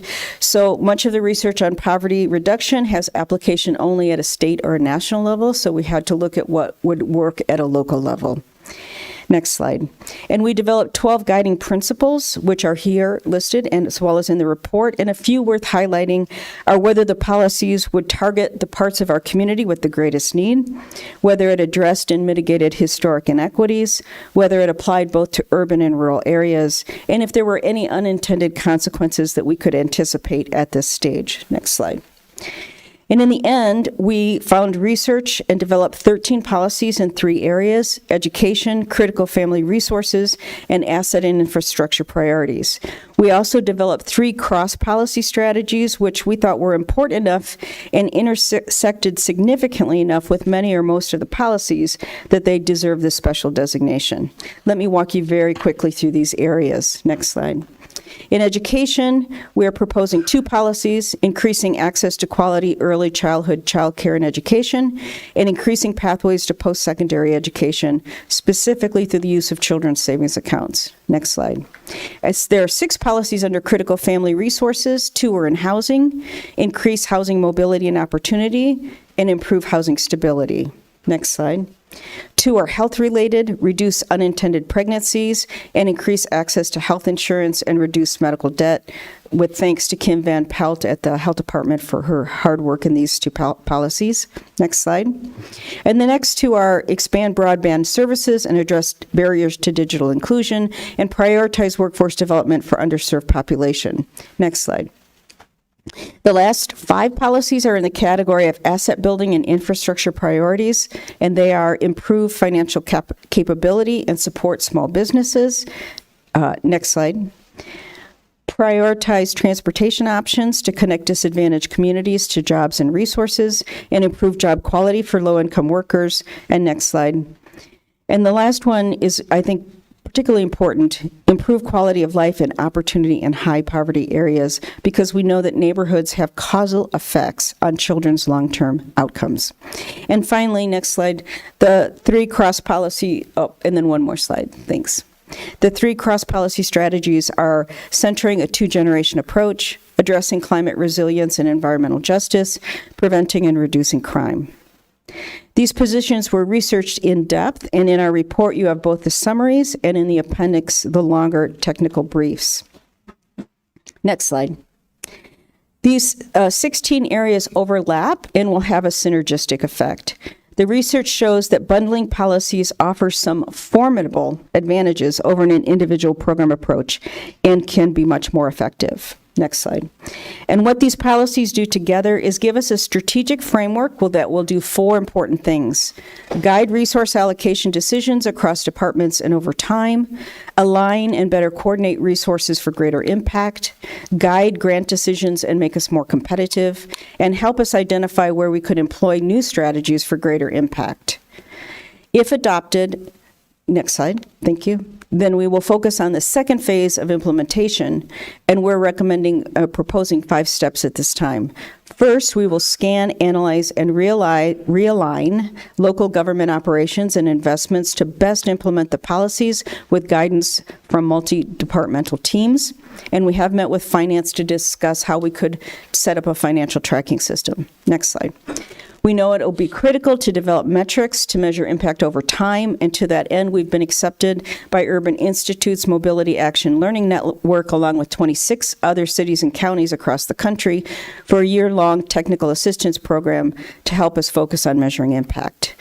We will work with the University of Arizona, which has pledged more faculty and students to work with us, and we'll look at current metrics and dashboards that are being used, as well as how other communities are measuring impact. Next. And we'll continue to encourage a regional approach for implementation by regularly engaging with participating local governments. And we will continue to encourage partnerships with the Tohono O'odham Nation, the Pasquayaki tribe, Native American organizations, and community members, because we know that Native Americans are not only disproportionately impacted by poverty, but have their own priorities, resources, and approaches that we can both support and learn from. Next slide. And we're supporting the development of a multi-sector community-based effort that would run in parallel to the Prosperity Initiative, where representatives from business, nonprofits, education, philanthropy, and the faith community, as well as neighborhoods and unincorporated parts of Pima County could more widely participate and innovate. It will take more than government to significantly move the needle on poverty, but government investments can spur public and private sector action. Next slide. Finally, we will review policy areas with you on a biannual basis and report annually on our progress. Next slide. As Raj Chetty, the Harvard economics professor, highlights, which I think shows the importance of the Prosperity Initiative, he said, the main lesson of our analysis is that intergenerational mobility is a local problem, one that could potentially be tackled using place-based policies that strengthen economic growth rather than focusing on the individual. We know there's already a significant cost of poverty, both to those experiencing it as well as to our wider community. Many of these policies have a high return on investment, which means implementing them can be both a sound fiscal decision as well as the right thing to do. Next slide. County Administrator Jan Lesher has compared the Prosperity Initiative to the Sonoran Desert Conservation Plan, which took almost 2 decades to be fully implemented. As a result, our landscape has been protected for generations to come. Maybe we'd go back one. Back one more. Sorry, I wasn't watching the slides as closely as I should. And now, next slide, please. The Prosperity Initiative gives us an opportunity to be architects of change in a different way for generations to come. Imagine the difference we could make for children and families in 5, 10, or even 20 years. Therefore, it is our recommendation that the Board of Supervisors accept the Prosperity Initiative report and approve Board Policy Number E36.2, Reducing Generational Poverty and Improving Individual and Community Wealth. Thank you so much for your time, and I look forward to your questions.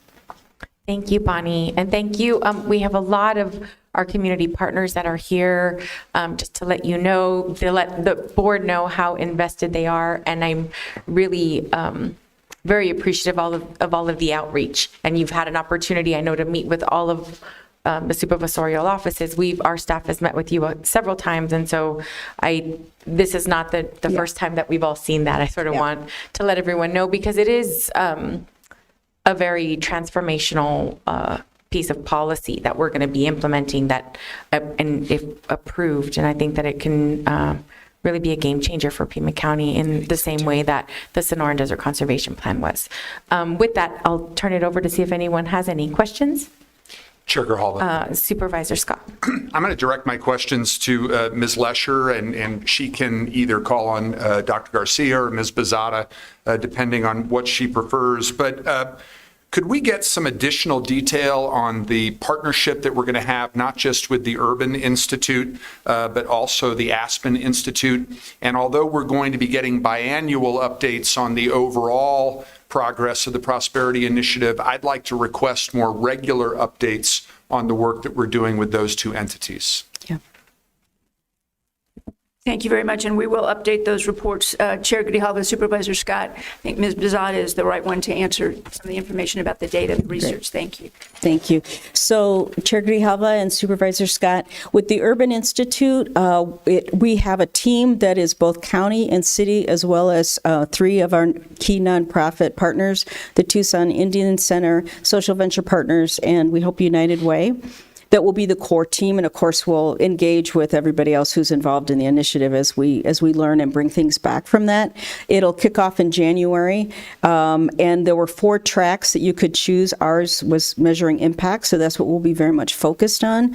And so we're just learning sort of what the terms of that partnership is going to look like, but we know we'll have a full year of investment in learning more about how we can best implement these policies and particularly focus on measuring impact. The Aspen Institute partnership really comes from Social Venture Partners that has developed a relationship there with them, particularly focused on the 2-generation approach. So we really look forward to learning along with SVP on Aspen Institute's knowledge and experience. And they have a very strong network across the country of organizations like SVP that are using this 2-generation approach. So we have a lot to learn with them as well. Just to follow up on that, I really appreciate that you're going to be working with the Urban Institute on measuring success. It would be hard to pick a line from this almost 300-page report that was the most compelling and important, but I might have found one where it said the most basic measures of success are increased income and assets and decreased household costs. And I'm eager to hear about how that partnership with the Urban Institute and what we learned from the other over 20 municipalities and counties that are going to be working with us help us in terms of measuring success.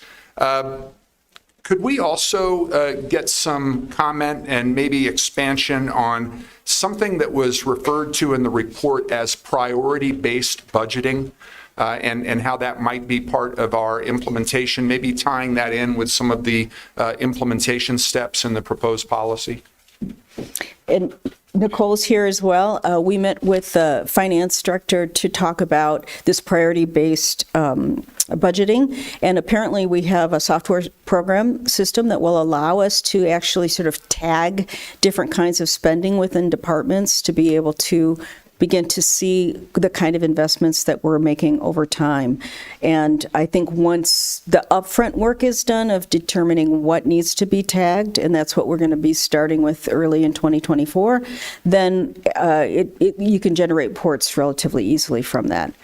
Is that a fair summary, Nicole? Yeah. All right, thank you. And then if we could get some comment on the work of our grants management and innovation department in finding more grant opportunities. That was mentioned in the supporting documents, and also tying in with some of the federal mandates, part of the Justice 40 initiative. If we could get some more detail on how GMI will be working in support of the Prosperity Initiative. Please, yes, thank you. And then the only other thing I wanted to point to before I turn it back to the chair is, and this is, I'm trying to call up the report here, and it's taking a little bit of time to respond. While this link is working, I just wanted to share with the public what the board already knows, which is that no, I'm good, thank you, which is that we had a presentation at the beginning of this meeting from the chair and several of the members of the Small Business Commission. They were passing out some of their annual awards. It's important for the public and the media to know that the Small Business Commission voted unanimously in support of the Prosperity Initiative. And the Small Business Commission is made up of appointees from each one of the supervisorial districts. We also, and it's not attached to the item yet, I'm sure it will be at some point, but we also received a letter this morning from the Greater Tucson Metro Chamber of Commerce in support of the Prosperity Initiative.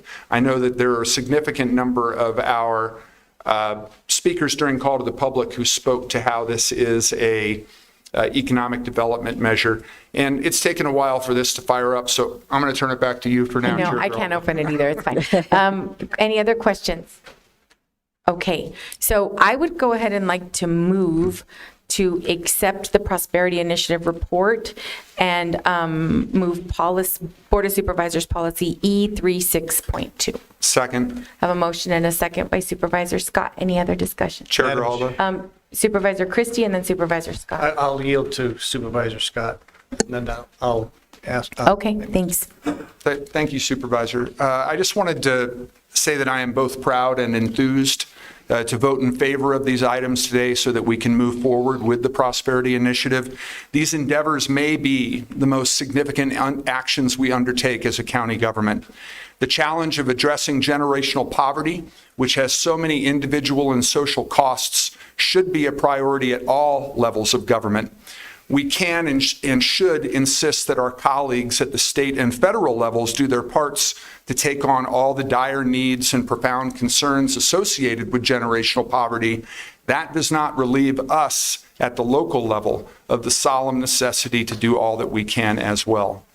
The policies I hope we support today came about as the result of extensive and ambitious work led by county staff. I want to thank everyone on our team for all the care, time, and thought that went into creating the Prosperity Initiative. They know well that the work they accomplished to bring us to this day is just the beginning of a very long and arduous journey.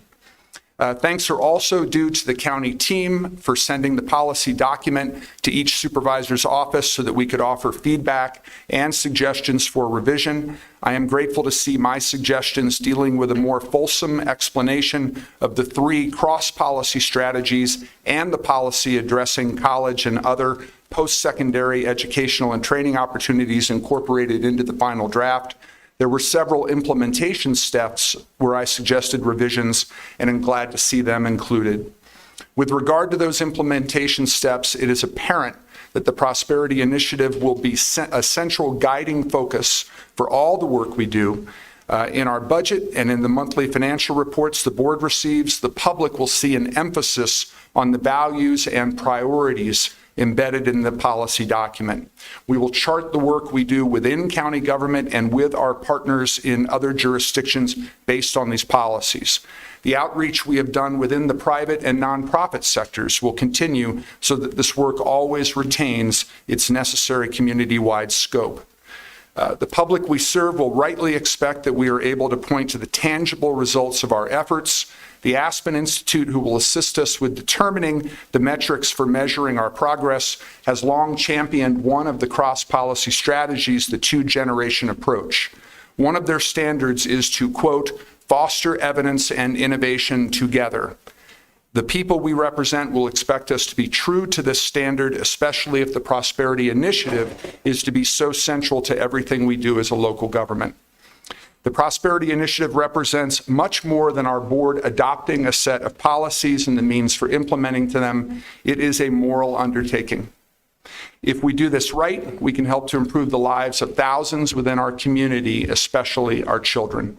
We should enact these policies, get to work, and keep our focus on those who will benefit most from our efforts. Thank you, Chair Grijalva. Thank you, Supervisor Christie. Thank you, Madam Chair. We've heard how far-reaching this initiative is. It's going to involve every aspect and every corner of Pima County. It's going to touch the lives of hundreds of thousands in some way, shape, or form. We can discuss what the costs might be at some other issue, at some other juncture, but nonetheless, this is something that is going to affect every part of the county and every supervisorial district. We hear terms like set of priorities, set of policies, community guidelines, a realignment with local governments. That just enhances the fact that this is such a far-reaching, pervasive program, much like the Sonoran Desert Conservation Plan did. And that took 20 years before it came to fruition. We are forgetting something that is inordinately important in this whole discussion. And if we look to my right, we see an empty chair. That means there is no representation for 200,000 taxpayers of Pima County in District 3. And I have a feeling I would have known what the former supervisor, how she would have voted on this, but more importantly, there is no one here representing those 200,000 taxpayers in District 3 that can be held accountable one way or the other on this far-reaching, community-wide, county-wide initiative. There is no representation. It's a form of disenfranchisement. We should not be acting on this until the replacement is seated and the people of District 3 are represented. Therefore, and accordingly, Madam Chair, I am offering a friendly amendment that this item be continued until we have a representative who can speak for and on behalf of the taxpayers of District 3. Okay, so that's the form of a motion? That's a form of a motion. Okay, it dies for lack of a second. I appreciate it, though. Thank you. Any other comments? All right. The only thing I will say is this is a historic moment for Pima County, and the Prosperity Initiative policy calls for collaboration of stakeholders and the community to embrace this two-generation approach to reducing poverty. With it, we can create better opportunities and improved outcomes for working families.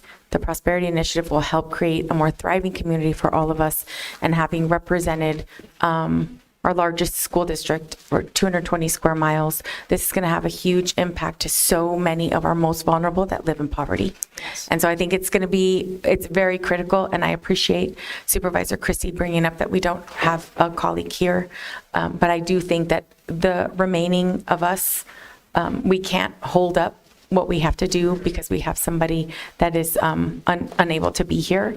And respectfully, even if we go through this process, we're talking about January before we might even be able to introduce this again. And this has been a project that's been going on for almost, since a year. Yeah. And I do know that Supervisor Bronson had an opportunity to speak to you and put input. And so I do believe that while she is not here, I think whatever input, just like the input I provided and Supervisor Scott, and I'm assuming Supervisor Hines, that's been incorporated into this document. So with that, we have a motion and a second. I'll go ahead and ask for a roll call vote, please.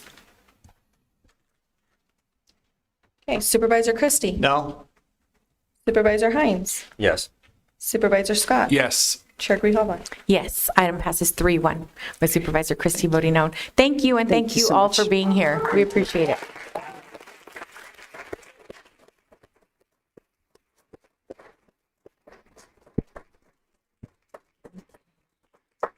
We are just rolling right into the other time certain item. This is item number 23. That's a contract with the county attorney in Tucson Unified School District. Administrator Lesher. Chair Grijalva, it's simply a contract and an IGA coming out of the county attorney's office. Mr. Brown, did you want to speak to this? There's someone coming from the county attorney's office to speak to this, but we don't have her here. Okay, yet. she's not here yet. Oh, she just walked in. Oh, someone from the county attorney's office. Do you want to jump right in, or do you want a moment? I'm sorry. You have both the superintendent of TUSD, Mr. Trujillo, is here, as well as county attorney Laura Connor. Hi. Thank you. How are you? Nice to see you. For you. Hello, Dr. Trujillo. And board member Jennifer Ekstrom with Tucson Unified. Thank you for being here.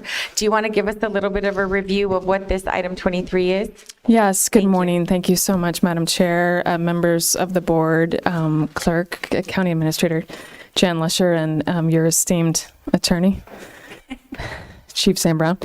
Thank you so much for having me. Item 23 is an intergovernmental agreement between the county and TUSD, the Tucson Unified School District, and I'm very pleased to have in attendance with me our Supervisor Trujillo and board member Jennifer Ekstrom. I want to thank in particular Chairwoman Grijalva for taking the lead in the last couple of years on helping our office to expand and make more impactful our gun lock program.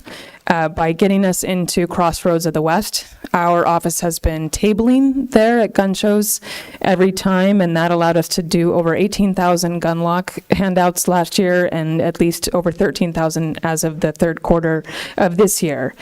And I want to thank TUSD board member Jennifer Ekstrom for her brilliant idea in reaching out to our office and saying that if we could partner and if we could do a gun lock education campaign at TUSD, and if we could provide every single TUSD school with 10 gun locks, each school would know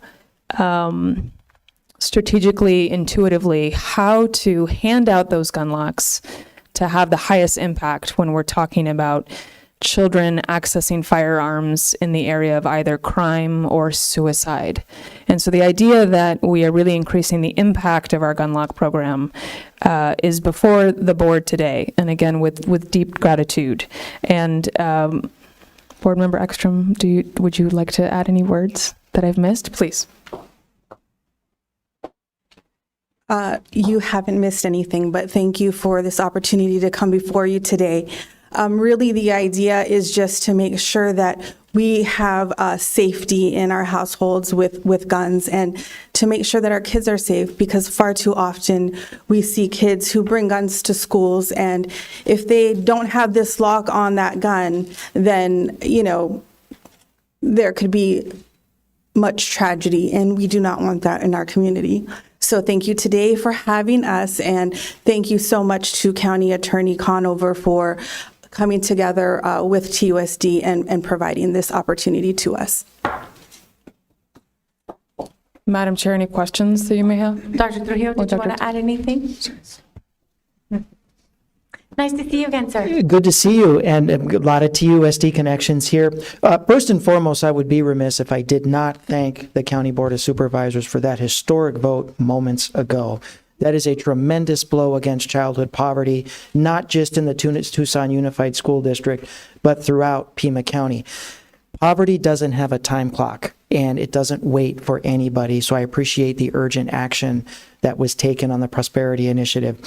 Far too often in my time as the Tucson Unified School District Superintendent, we deal with the unfortunate business of long-term suspensions and expulsions because of children and young people's unauthorized access to firearms in the home, because of lack of education and awareness on behalf of the adults in the home who quite simply don't know that these are an option. Also, sadly and tragically, sometimes we see injuries and sometimes even fatalities from our students and students' loved ones and family members because of the irresponsible handling of firearms that are loose and available in the home, largely because of education and information not being widely available.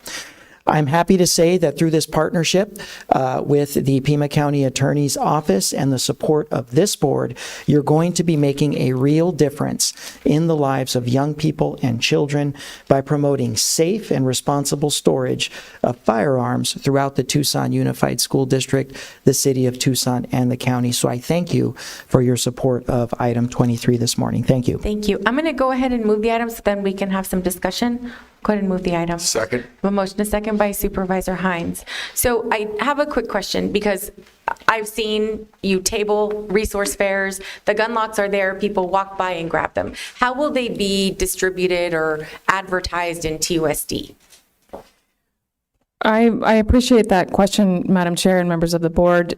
One thing that we have worked very hard on in the office in the last 2 years because of the explosion in the ability to hand out gun locks is that we do not, they're not a giveaway. We don't hand them out like candy. It's a very important conversation, and it only takes about a minute, but it's an important investment in time because often, frankly, it's not the gun owner who's coming to grab the gun lock. It's the mother or the grandmother or the brother or the sister or the niece who knows that the family member needs to be locking up their gun and could be doing better and could be handling it in a more safe way. That's where we're trying to make the impact better, because we want it used. And so the education campaign component at TUSD is going to be really critical in how it's available through the counselor's office, through parent-teacher nights, in identifying in each individual school where the risk is so that the gift of the gun lock is going to have the greatest impact in the homes that need it the most. And so there was a speaker that came and said that these are going to be tracked and we're going to be looking to see where there's guns in different households in our community. Are we tracking? Are we getting addresses of where these gun locks are going? I just wanted to make sure that we're sort of clearing up any misinformation. Well, this is, of course, a pilot program. It was just approved at TUSD, and so we're certainly going to be tracking how many are dispensed to each schools and schools that request an upload of more, because it's an initial outlay of 10 to each school. But to get the greatest impact and to have the gun used, it needs to be a delicate, confidential, private conversation. I think that's how we get it into the home and we get it in use. But as I said, this is a pilot program, and we'll be seeing, of course, how to improve it over time. Okay, great. Thank you. Any other questions? Madam Chair. Supervisor Christie, then Supervisor Scott. I'd like to go into the background of the IGA and recite some of the highlights here. The purpose, County and TUSD want to promote gun safety in schools by making firearm locks more accessible to TUSD schools. The responsibility of TUSD is to keep firearm locks in the school office for parents or guardians who would like to request one at no charge and with no questions asked by school staff. And then to return any undistributed locks to Pima County Attorney. It is the discretion, post-gun safety promotional and educational content shared by Pima County Attorney. And the county's responsibility is to provide 10 firearm locks to TUSD for each TUSD school during the upcoming year. Pima County Attorney's Office may provide more than 10 firearm locks depending on Pima County Attorney's resources, but is not obligated for additional ones. 10 per school that this is supposed to be the program that every school gets 10? What's the point of 10? How did we come up with 10? If it was a really robust program, every kid would be sent home with a lock. And some other questions. Who decides which 10 students will receive the 10 gun locks? What's the method of criteria for distribution? And who's going to be qualified to receive 10, one of the 10 per school, per the entire school program? I got letters from constituents, numerous ones, that have pointed out they think this is political grandstanding. So I'm asking all these questions to all of you for your response to this. Madam Chair, members of the board, Supervisor Christie, thank you for your thoughtful questions. If we save even one child's life, I am guilty as charged for grandstanding. I don't. I'll take whatever criticism is helpful, and I'll take whatever criticism is needed, and I'll take it solely. Certainly not TUSD. Any criticism is worth saving the life of even one child. Thank you. Supervisors, did you want to follow up? Well, there were several other questions. What's the criteria for the recipient getting the gun lock? How is this going to be monitored as success? What's the metrics that we can point to? I don't understand why 10 per school. That's a huge. We have a huge amount of schools, a huge amount of student population, and there's only going to be 10 available per school. Madam Chair, members of the board, Supervisor Christie, thank you for the additional questions.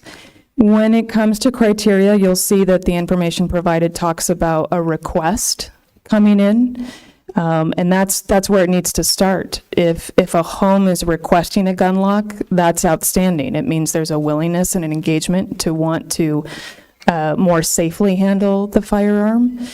When it comes to volume, there's no end to what we can and should do. We have a proliferation of firearms and firearm offenses and crimes occurring here in the county. I am more than relieved that we are 20% down on homicides from last year and 35% down from the year before. But that only just gives us the oxygen and the bandwidth to dig into the non-lethal firearm events that occurred last year and very carefully tracking that data. So anything we can do, as you know, Supervisor Christie, in my office, I'm most often on the receiving end. When a file has opened, harm has already occurred out in the community. So anything we can do to intervene and interrupt violence at the outset, harm at the outset, that's where we want to be. And the data is very, very clear that especially in our teenage community and especially in the last 3 years, suicidal ideation, suicidal tendencies are through the roof. And if a gun is properly stored and locked in the home, that can be enough interruption on that darkest day for that kid to save that child's life. And 10 per school will achieve that result. Madam Chair, Supervisor Christie, we have no idea what 10 will do because we're opening the program and we're piloting it right now, and that's why it'll be important to track the flow of requests coming in. But you'll see in the intergovernmental agreement that we are prepared to resupply if 10 is not enough at a particular school. And Madam Chair, one final question. Who's paying for the gun locks? Madam Chair, Supervisor Christie, proper use of the taxpayer dollar is always first and foremost and important, and this is, of course, an extraordinarily appropriate use of what was called RICO, or now ARF funds. Thank you, Madam Chair. Thank you. Supervisor Scott. Thank you, Chair Grijalva. I had a question for Dr. Trujillo, if I could. What information or training are you providing to principals and other school staff in terms of getting information out to parents about the gun locks and then the procedure for dispensing them? Supervisor Scott, thank you for the question. And part of this question will assuage some of the concerns that I heard from Supervisor Christie. For those of you in the viewing public and those of you not familiar with TUSD, the Tucson Unified School District, we feature the region's only armed school safety force. So we have 20 highly trained former law enforcement experts, a lot of them retired from DPS, from TPD, and from other law enforcement agencies, very expert in the use of these locks. They will be a big part of the training component when parents do request the locks. We do have school safety officers that serve designated schools throughout the district. They will be taking lead on a lot of the training. In terms of promotion of the opportunity to use these locks, upon successful passing of item 23, we will be using all of our social media platforms, school websites, and our school community liaison positions, which are positions that we have in our schools that interface directly with the public, that will be making this opportunity available information-wise to our parents and our community. That way, any parent can request the lock. Once parents do request the lock, we will be utilizing our school safety officers to interface with the inquiring parent to make sure that the parent understands how to operate the lock, safe usage of the lock, as well as other highly effective firearm safety tips that our school safety officers are really, really excited to be sharing with the public. Thank you. Supervisor Hines? Oh, thank you, Chair Grijalva. And this is, I think, an excellent program. I suspect that uptake is going to be a lot more than 10 per school. We'll find out. So I'm just curious if we could anticipate some feedback as to how things are going, and at some point, whatever, in 2 or 3 months, just kind of let us know how things are going, how many are getting distributed. Madam Chair, Supervisor Hines, we would be more than happy, of course, to report back how the program is going. And I hope it's incredibly successful, because we have other districts in the county that if this is something that is promising in TUSD, that we can expand to other districts. I apologize, Chair Grijalva. Precisely, TUSD was the first district to come up with the idea and have the request, and then, of course, like any good program, we hope it blossoms to all the other districts. Thank you, Supervisor Scott. Thank you. Thank you, County Attorney Conover. That was what you just said. Was anticipating the question that I had is, what would be the criteria for success of the pilot program in Tucson Unified that would cause you to then reach out to some of the other county school districts? And given the role that Dr. Trujillo has in mind for TUSD school safety, knowing that most of our other county districts don't have a school safety department, how would we do that kind of training in some of those other districts potentially? Madam Chair Grijalva and Supervisor Scott, I think in this kind of program, humbly, we don't need to wait to measure success. I think reaching out to the other districts now to just let them know that we've launched this and that it's a possibility is a good idea. And that's precisely because, again, if one lock saves one life, I believe our efforts are worth it, especially when it comes to children who shouldn't have access to these firearms. I think it's going to be incumbent upon us to work with each district separately. I think counselors, professional counselors, are going to have a great role there as well. School resource officers is a great angle as well, but other districts may take a different role on who is messaging it and what success they might have. Again, confidential, private, delicate conversations, we have found is how it gets it done. Yep. Thank you. I've heard overwhelmingly from TPD and deputies in the Sheriff's Department that their greatest concern is the access to guns from our young people. And it's very scary. It is something that has resulted in tragedies all over the nation. And so I hope that this is incredibly successful. And I also think that it's something that Dr. Trujillo can take to the Arizona superintendents organizations and the other national organizations that he's a part of, because it's something that every community is dealing with. So thank you all for your leadership. Appreciate that. And so we have a motion and a second. All those in favor say aye. Aye. Opposed? Item passes unanimously. Thank you very much. Thank you all very much. Thank you.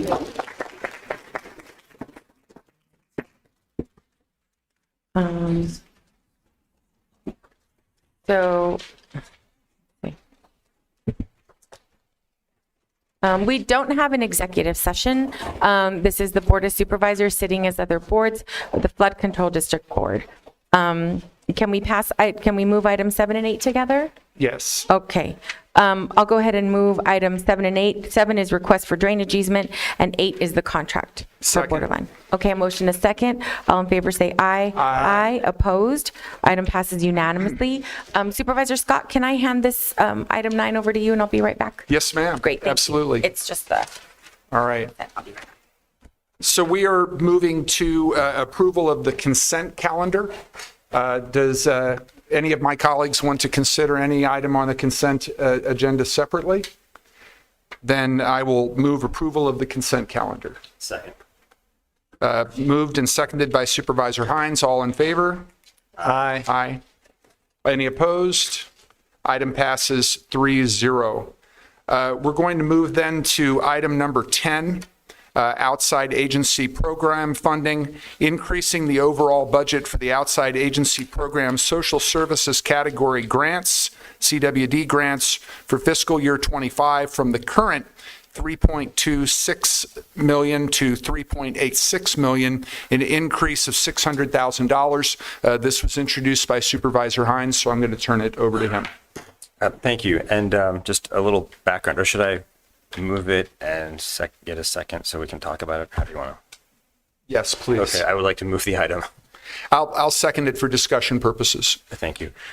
So a little background, the outside agency program targets economically disadvantaged and other at-risk populations. Specifically, it assures that support is provided to meet basic needs and services in rural areas. And this came about because dozens of programs are funded on an annual basis.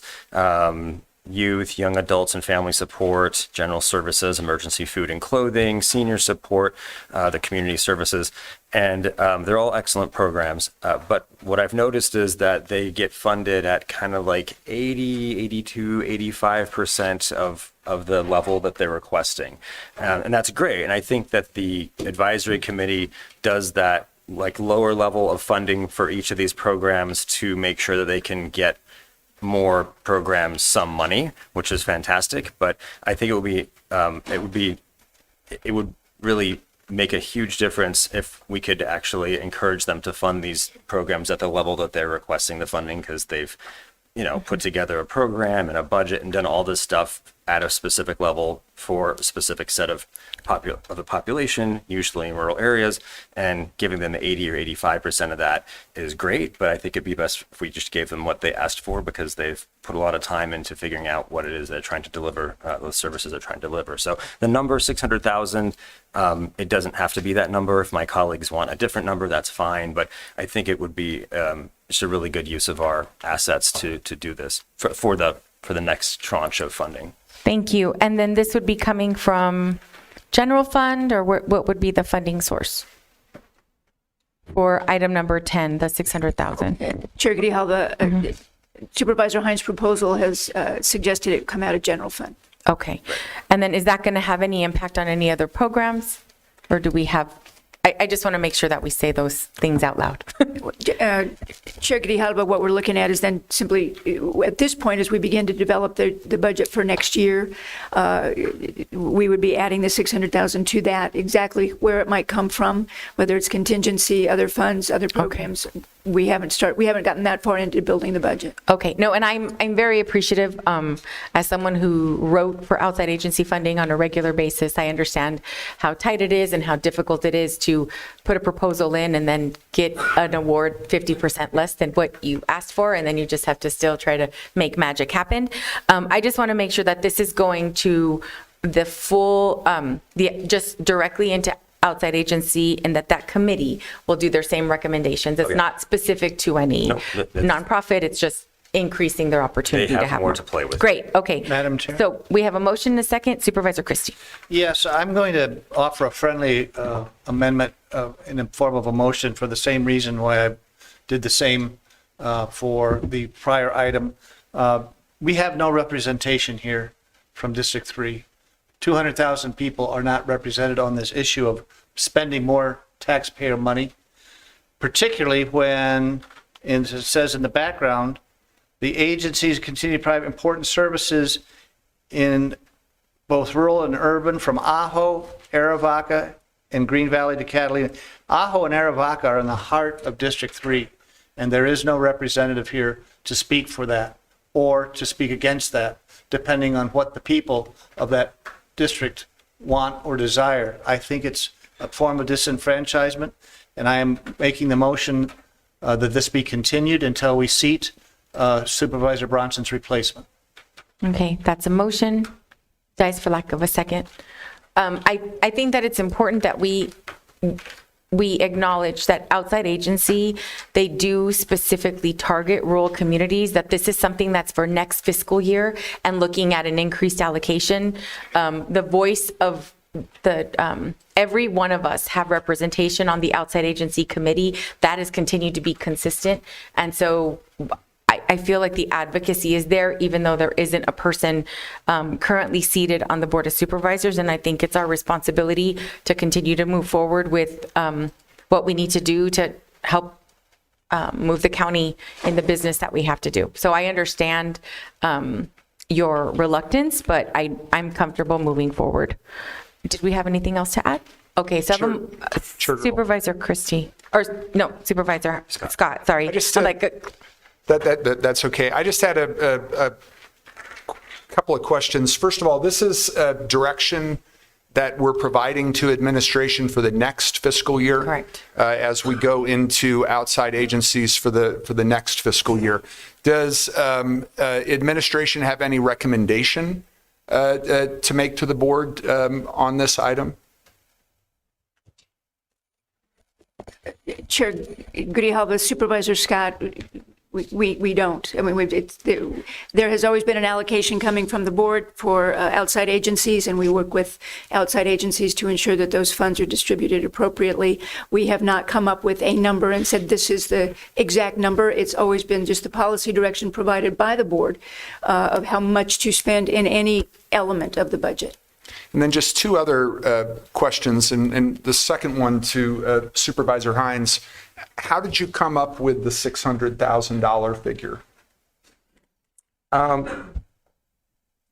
Actually, I don't have a great answer. It just seemed based on kind of looking at the level of underfunding that was going on, kind of trying to based on what the Citizens Advisory Committee was doing before in terms of what they were allocating, 80, 75, 80% of what these individual organizations were requesting, kind of trying to just sort of calculate a way to bump it up to a bit more fulsome, that's all. But it could be 400, it could be 800, And I think you said, and you just repeated it when you were making your initial comments, that it could be a different amount. Sure. So,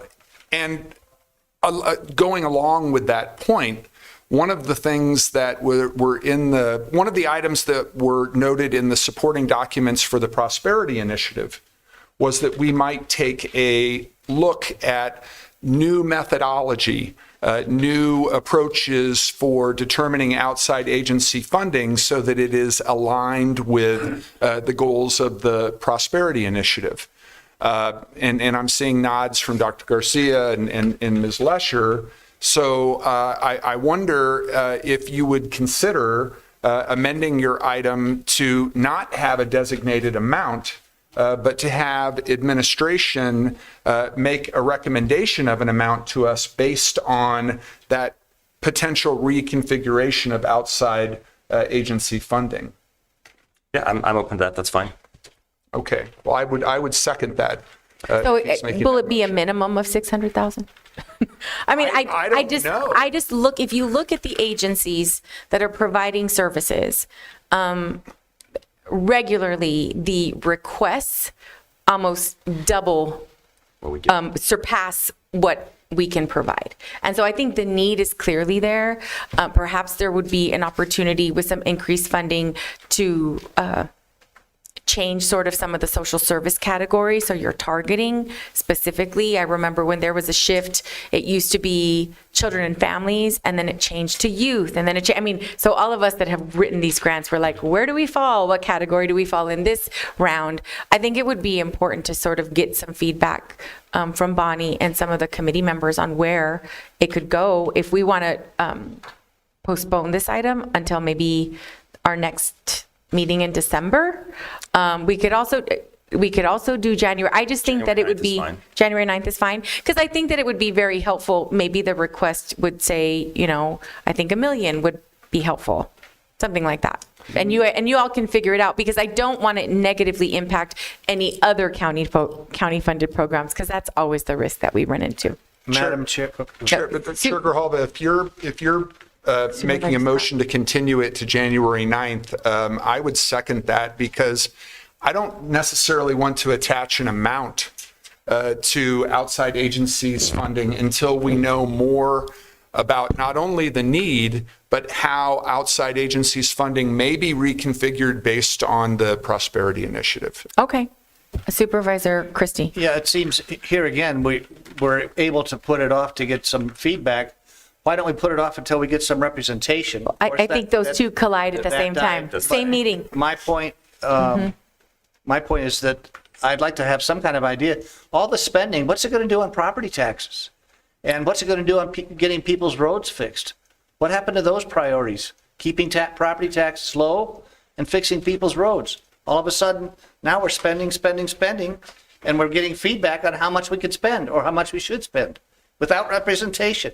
That's very troubling. Thank you, Madam Chair. Chair Grijalva. Supervisor Hines and then Supervisor Scott. So respectfully, Supervisor Christie, we have in my short tenure on, actually our short tenure on this board, spent hundreds of millions of dollars on roads.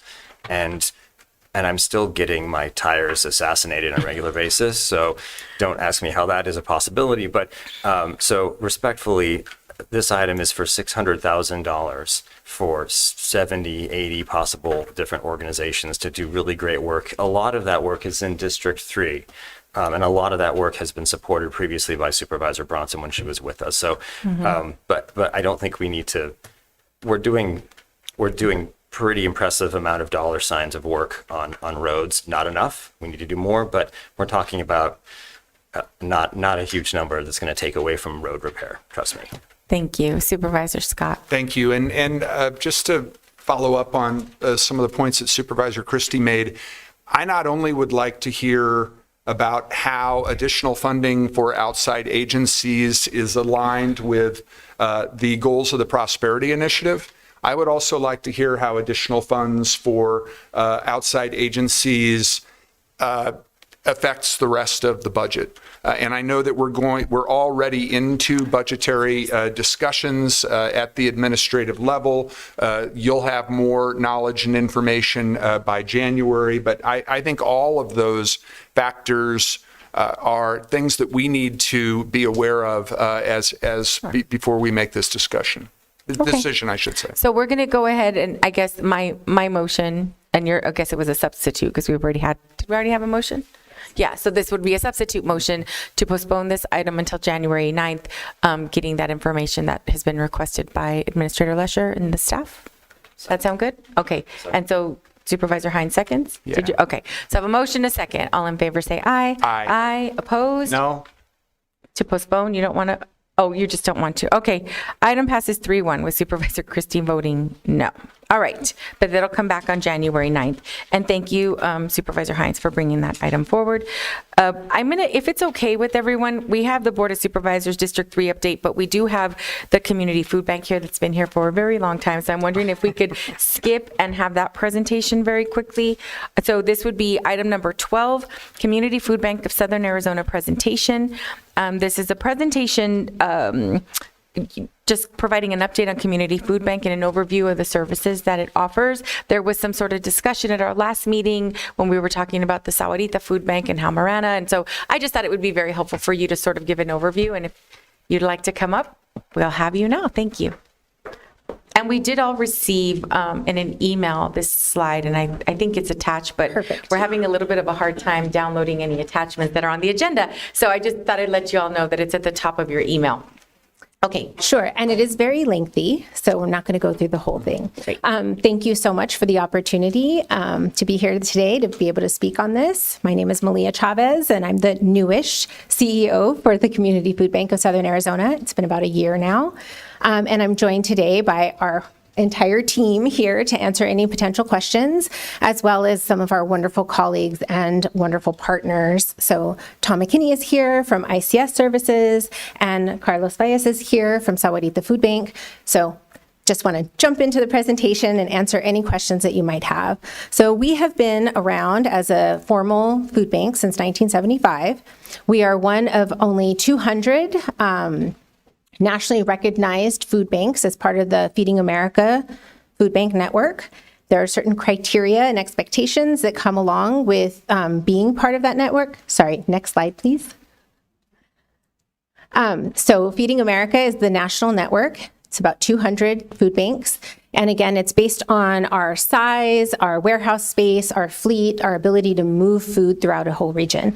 In Arizona, there are 4 Feeding America recognized food banks. So it's the Community Food Bank of Southern Arizona that covers the 5 southernmost counties of Arizona.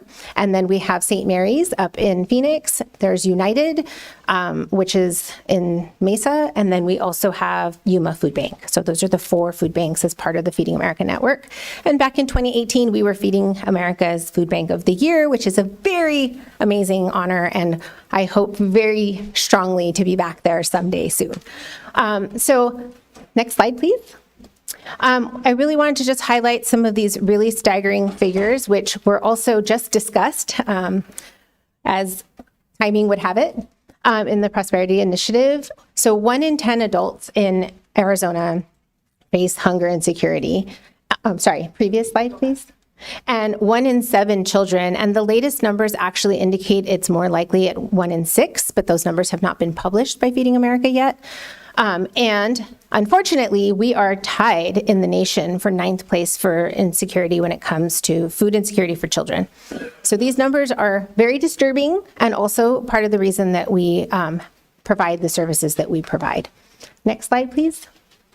So in Arizona, that's about roughly 750,000 individuals who experience food insecurity. And the numbers break down to about 260,000 children that are impacted by that.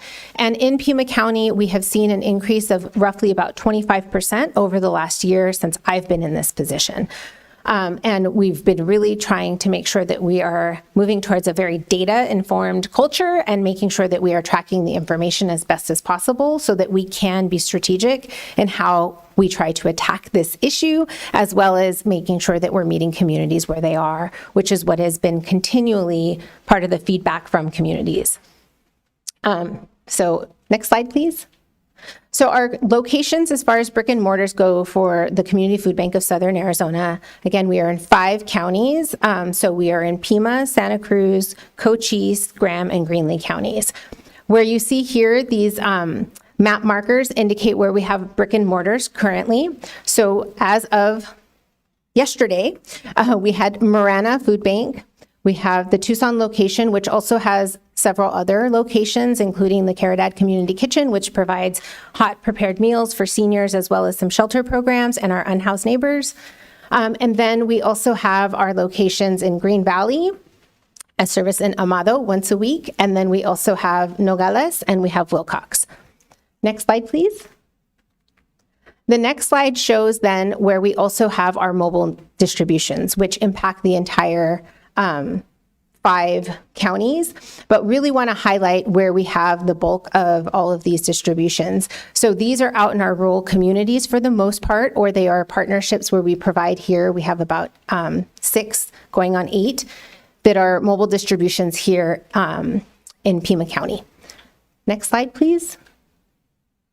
And then our locations as a whole, you can see these are part of all of our partnerships, which are almost 400 partner agencies, and we are adding additional partners as we speak. We have a number of new partners coming on board for both our child nutrition program and local pantries, some of the school embedded programs, as well as some of the new mobile distributions. And next slide, please. So really wanting to focus on what we receive for Pima County outside agency grants, which we did fail to include the 2 most recent, which are part of what was just discussed, that serve Ajo and Arivaca, because we do receive 2 grants for those programs separately. But overall, the agency grants that we have are mostly focused on the emergency food relief, as well as our child nutrition program, which again is based in food pantries at schools, as well as libraries and after-school programs. And then we have our central meal kitchens, and so that's the Caridad Community Kitchen, as well as a training program, a culinary arts training program. Next slide, please. And these are just some of the numbers. I really wanted to be able to share with you why we made the decision to move away from the brick and mortar in Marana, which the discussion has actually predated my service as the CEO. It was a discussion that started about 4 years ago for the community food bank, especially when we start looking at trying to meet people where they are. So we look at the overall numbers that we serve throughout the whole county, and then you look at the numbers that we serve in Marana City proper, as well as the surrounding areas. Next slide, please. So if you look at our heat map, where we look at where the most concentrated numbers of families and households are coming to us for services, they are in Marana, in Avra Valley, and in Picture Rocks when it comes to serving the Marana area. Next slide, please. So in the analysis of not only who we serve, how many we serve, and what is needed throughout the community, it was determined that it was better for us to be reaching people where they are. And so that included a mobile distribution model. So moving towards that model would mean providing mobile distributions in Avra Valley, as well as in Picture Rocks. And then our initial plan was, in partnership with ICS, with Interfaith Community Services, to provide the mobile distribution on the same footprint and location where our current brick and mortar is in Marana.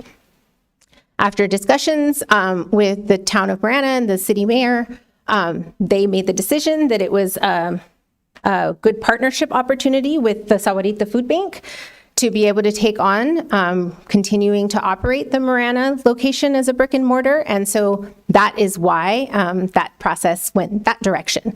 So we had a plan in place initially to move to the more mobile distribution model and had partnerships already aligned, including making sure that our partnership with the Marana Family Resource Center, which is a partnership with the school district there, to make sure that they were able to also distribute the emergency food program assistance boxes as well and operate their pantry.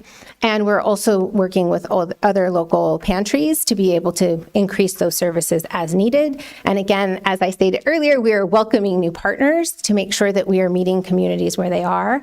And our mission and our goal is to make sure that we are able to support and provide support in communities so that communities can serve their own communities. They know their neighbors, they know their needs better than any one of us can, because we cannot be from all 5 counties at the same time serving all of the different various needs. And they are very distinct and different depending on the region. Next slide, please.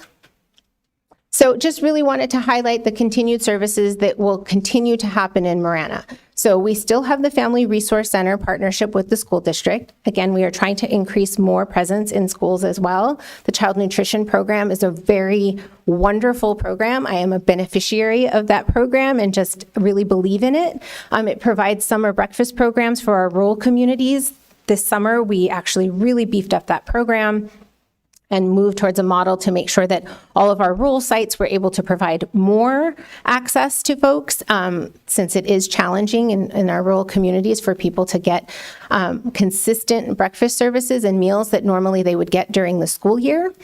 We also changed the model so that we could be delivering food, or people could pick up once a week for the entire week versus having to come multiple times throughout the week. Really trying to cut down on some of the challenges and barriers and high cost of transportation and access that especially our rural communities face. In addition to that, we are continuing with our mobile distributions, which will happen in Avar Valley and in Picture Rocks. And next slide, please. I think one more, or did I skip it? If you could go back 2 slides. So this picture has the picture of the 2 mobile distributions. So we actually started that last month. So we had a really wonderful experience at both locations where we got feedback from the community, acknowledging that it was helpful to have them so close in proximity to their own backyards, as well as making sure that we are able to tap into new resources and communities. So we have brand new volunteers that are from each of those communities that are now able to give back to their own neighbors and be able to be part of this process. And we're trying to time them with other senior meal services and just making sure that it's accessible. The hours of distribution are when school gets out right next door, and at least in Picture Rocks. And so really trying to make sure that we are learning as we go to make it as impactful and as relevant to people as possible. So next slide. One more. So these are the different areas with where we help, and there are a number of slides that follow this, and I know we don't have time to cover it all, but just really wanted to highlight the areas of focus. These 3 pillars for us are really about healthy food and making sure that what we are providing access to is healthy, nutritious, age appropriate, making sure that it is helpful for folks in general. And then education, our education component is huge. Everything from water conservation to education in schools, farming programs. And then we look at the community development piece with local farmers, really initiatives with local farmers, urban farmers, our farmers market programs, and really making sure that we're bringing fresh produce to folks. That is a huge priority of ours. So that was a lot. I'm happy to answer any specific questions you might have. Any questions? Madam Chair. Supervisor Christie, then Supervisor Scott. Yes. Your presentation shows the immense need that is out there. I mean, it's very intense and intensive. The persistence that it maintains itself as far as the need is concerned, and also the costs involved. I'm a lifelong Tucsonan, and I'm very familiar with the Community Food Bank, and every year they're looking for volunteers. They're looking for donations, either in cash or in food or any kind of help and support that they can get. So my question is, why did the Community Food Bank of Southern Arizona make a $50,000 political donation to a political campaign? So that definitely was before my time, and I can speak to that in that I can't answer the why at that time that decision was made. I can tell you that now, and I've been asked this question many times since I started, that is not something that we would currently do. Our board made a very clear resolution that that is not how our money would be spent moving forward. I don't subscribe to that, and I think that, I can't really answer for past practices. All I can do is prove moving forward that we wouldn't do that again. And I hope that's satisfactory. You answered my second question, which was, is the Community Food Bank going to make donations in the future? And you've just assured us that the organization will not. Correct. Thank you, Madam Chair. Supervisor Scott. Ms. Chavez, thank you so much for being here, and thank you for the Community Food Bank working closely with the town of Marana to try, and the Marana Unified School District to try and determine areas of need. Appreciate also Mr. McKinney from Interfaith Community Services being here today, and so glad that you're working with that outstanding organization as well. What would you and your colleagues determine to be measures of success for the new methods of distributing food in and around the town of Marana? Making sure that we are seeing more people coming to those mobile distributions rather than traveling to our other brick and mortar locations. So we have a number of folks that, although may have Marana residency, will drive to Tucson, to our country club location, or we have people who will even travel to Green Valley, for instance, because they have a different model of distribution, or we have a number of folks actually, and I think from our numbers from this last month, we saw an increase in people going to ICS as well. And so we're seeing, the idea for us is that people will go where it's closer, where it's more convenient, and where they're able to get their needs met. That is our measure of success. So as we track the numbers, we will be able to see that. And especially with Sahuarita Food Bank taking over the day-to-day operation and overseeing the Marana Food Bank Resource Center now, we'll be able to look at those numbers as well, because we will continue to supply them with the emergency food relief programs.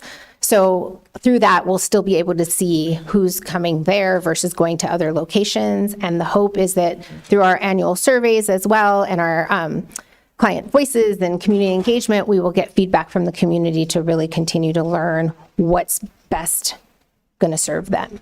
Two more questions, one for you and then one for Ms. Lesher.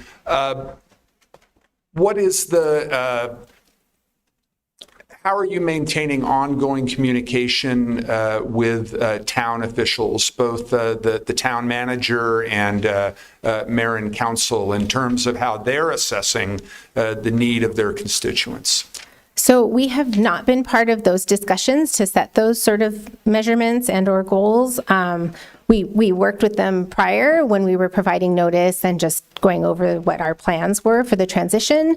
They have since started working very closely with Sahuarita Food Bank, so perhaps Carlos can answer that. We are more than happy to stay engaged and to figure out ways in which our data points can help with their data points, and really figuring out how to move the needle on all of this.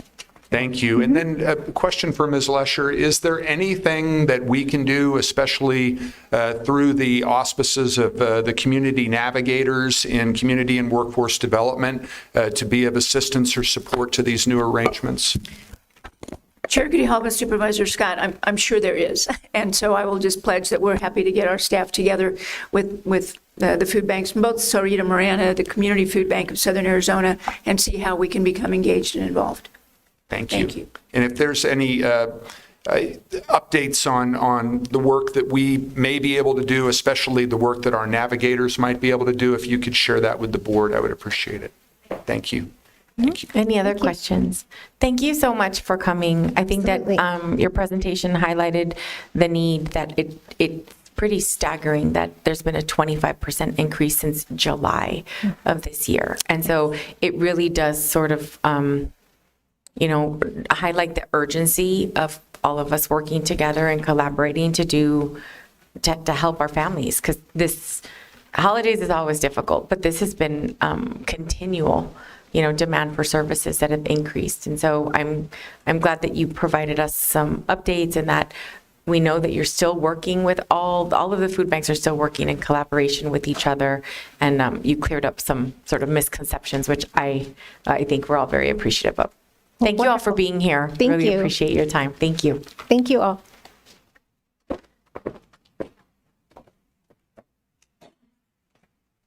Okay, so I think we skipped item 11. And item 11 is an update. Did you all want to leave, or do you want to hang out? Okay, go ahead. I started, I'm like, I should let you all go. I know. No, Administrator Lesher, you have to stay, but the rest of us can go. All right. Nice try, Jenny. Thanks. Thank you. No, Nicholas will. Okay, so we have, we skipped item 11, which is the Board of Supervisors D3 update regarding the District 3 vacancy. Melissa, would you like to cover that for us, please? Sure. Madam Chair, board members, the following individuals submitted their letter of interest, resume, financial disclosure statement, and conflict of interest form for consideration as a candidate for the vacancy for Board of Supervisors District 3. Brian Johnson, Kristen Randall, Joe Machado, April Ignacio, Matthew Kopek, Jennifer Allen, Edgar Soto, and Sylvia Lee. The Recorder's Office has verified that each candidate is registered to vote, resides in District 3, is over the age of 18, and is registered as a Democrat. The Human Resource Department is in the process of conducting a background check on all the candidates. Each candidate has been notified that they must respond to the email from AccuShore in order to initiate the process, and those results are pending. If requested, the clerk's office will work with the League of Women Voters of Greater Tucson on an upcoming virtual public forum. Information will be provided once it is available. And the board intends to make the appointment at their meeting on December 19, 2023, with the new board member participating in their first meeting on January 9th, 2024. Thank you.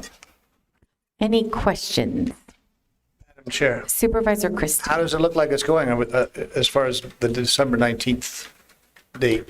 Well, I mean, I think that it really depends on all of us. I was going to give us each an opportunity to talk about how we're going to, we're definitely going to have the forum before then. We did have a communication from the League of Women Voters concerned with the number of people, that it's not, that normally their forums are an hour. They like to keep them to an hour.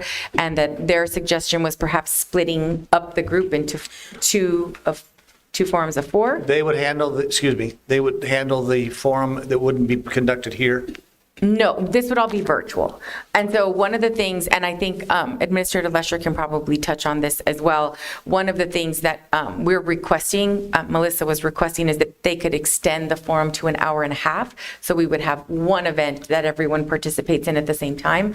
But one of the issues is they don't have necessarily the capacity, like the IT capacity, to run this. And so Pima County would utilize our platform to kind of host the event, but that the League of Women Voters would be in charge of the actual moderating and the running of the And Madam Chair, the 8 background checks, those don't pose a problem of time, or they're going to be able to be conducted in a timely fashion? Madam Chair, Supervisor Christie, so Human Resources has let me know that it usually takes about a week to get the results.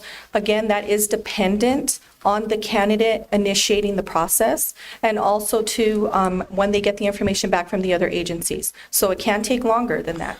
Let me just ask a question. If they don't get the information, or they don't participate in the background check or delay it, and it's not generated by the 19th, does that disqualify them? Madam Chair, Supervisor Christie, I believe that would be at the discretion of the board to decide. So what happens is there's an email that comes to everyone from AccuSource, and the clerk's office has called each individual candidate saying, respond to that, hit yes, something, so that the process can be generated. So I do think that if they don't initiate that process, then that's something that we can discuss on the 19th. But it wouldn't be, the longer that end is delayed on the individual applicant's end, then the harder it will be for HR to complete the process. We have plenty of time at this point, unless there's some outlying issue. And just one other question. It appears that there might be or are candidates who have indicated that they are willing just to be merely a placeholder. Would it be more expeditious to maybe break up the forums with the placeholders versus the actual contenders?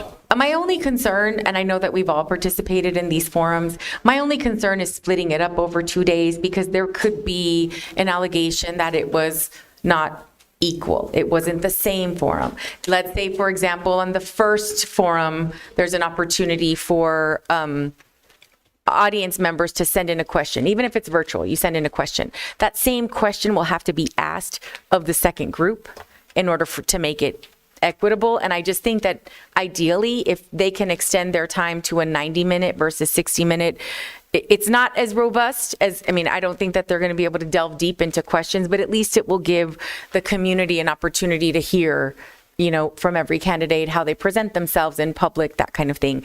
And I will, I'll give all of us an opportunity. I'll go ahead and let you know what we've done in our office. We sent out a meeting request. I blocked out 3 different days, hours on those different days, and every individual applicant has signed up, accepted an invitation, and we're going to be doing virtual 30-minute interviews with all of the applicants, and we're scheduled Would in there our be, office. Madam Chair, would there be any chance that we could select a Republican? No, it's literally listed on that must be a Democrat. Do my colleagues want to talk about, since all of our processes might be a little bit different in every office, do we want to talk about how you're going to be conducting your process? I'll just go down the line. Supervisor Scott. Yes, thank you, Chair Grijalva. I am following essentially the same process that I followed when we've made legislative vacancy appointments.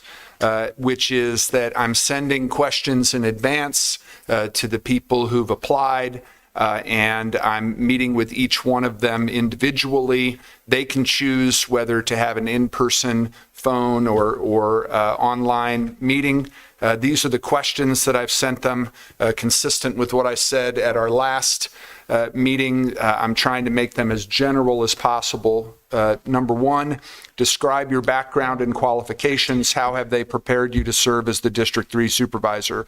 Number 2, the district you seek to represent is large and diverse. Discuss what you know about it and the work you have done previously on behalf of its residents.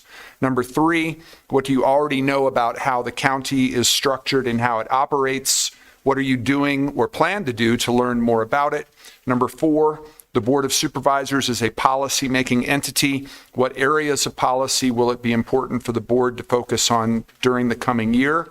Number 5, constituent service is an integral part of the operations of a district office. How would you address the concerns of the people you represent? Number 6, do you intend to run for a full term in this office, whether or not you are appointed to fill out the remainder of Supervisor Bronson's term? Why or why not? And the final question, what else is important to know about you and your reasons for seeking this appointment? Thank you. And I did also send questions ahead of time, since our time is very limited. Supervisor Hines. Yeah, so in my office, we're setting up 30-minute remote Zoom, Teams conversations with everyone.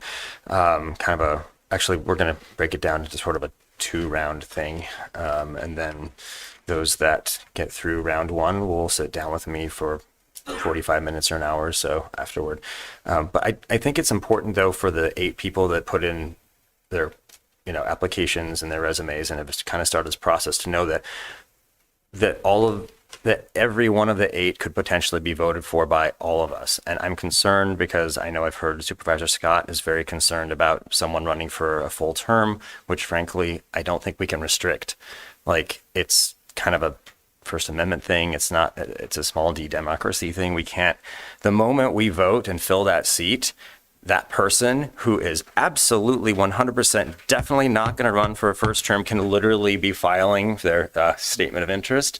So like thumbing their nose at us, which we would kind of deserve a little bit because I think that's an unfair provision. But I have multiple other jobs. These people are busy and have their own lives. We are all very busy people. Our staff is busy.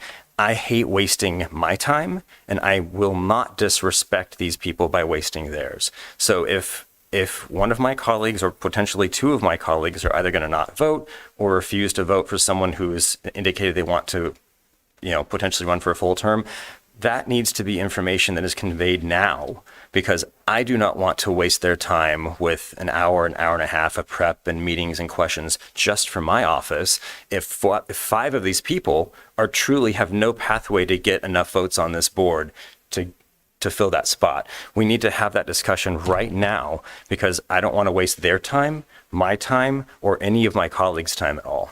So I think it's important that we kind of get that fleshed out and potentially even make a motion to only consider people who have said they will only, because I don't think we're going to get to a consensus of 3 or more with the composition of this board. And Melissa does have to vote, which is kind of cool. But Yeah, she's very excited. I don't know that she thinks that's very cool. But,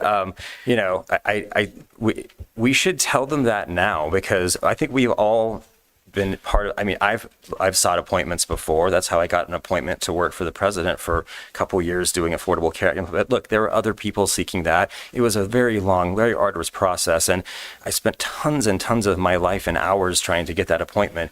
And it would just really, really stink if I found out that I had never any chance whatsoever of getting it because of something I had, limited control over. So, yeah. Thank you. Supervisor Christie?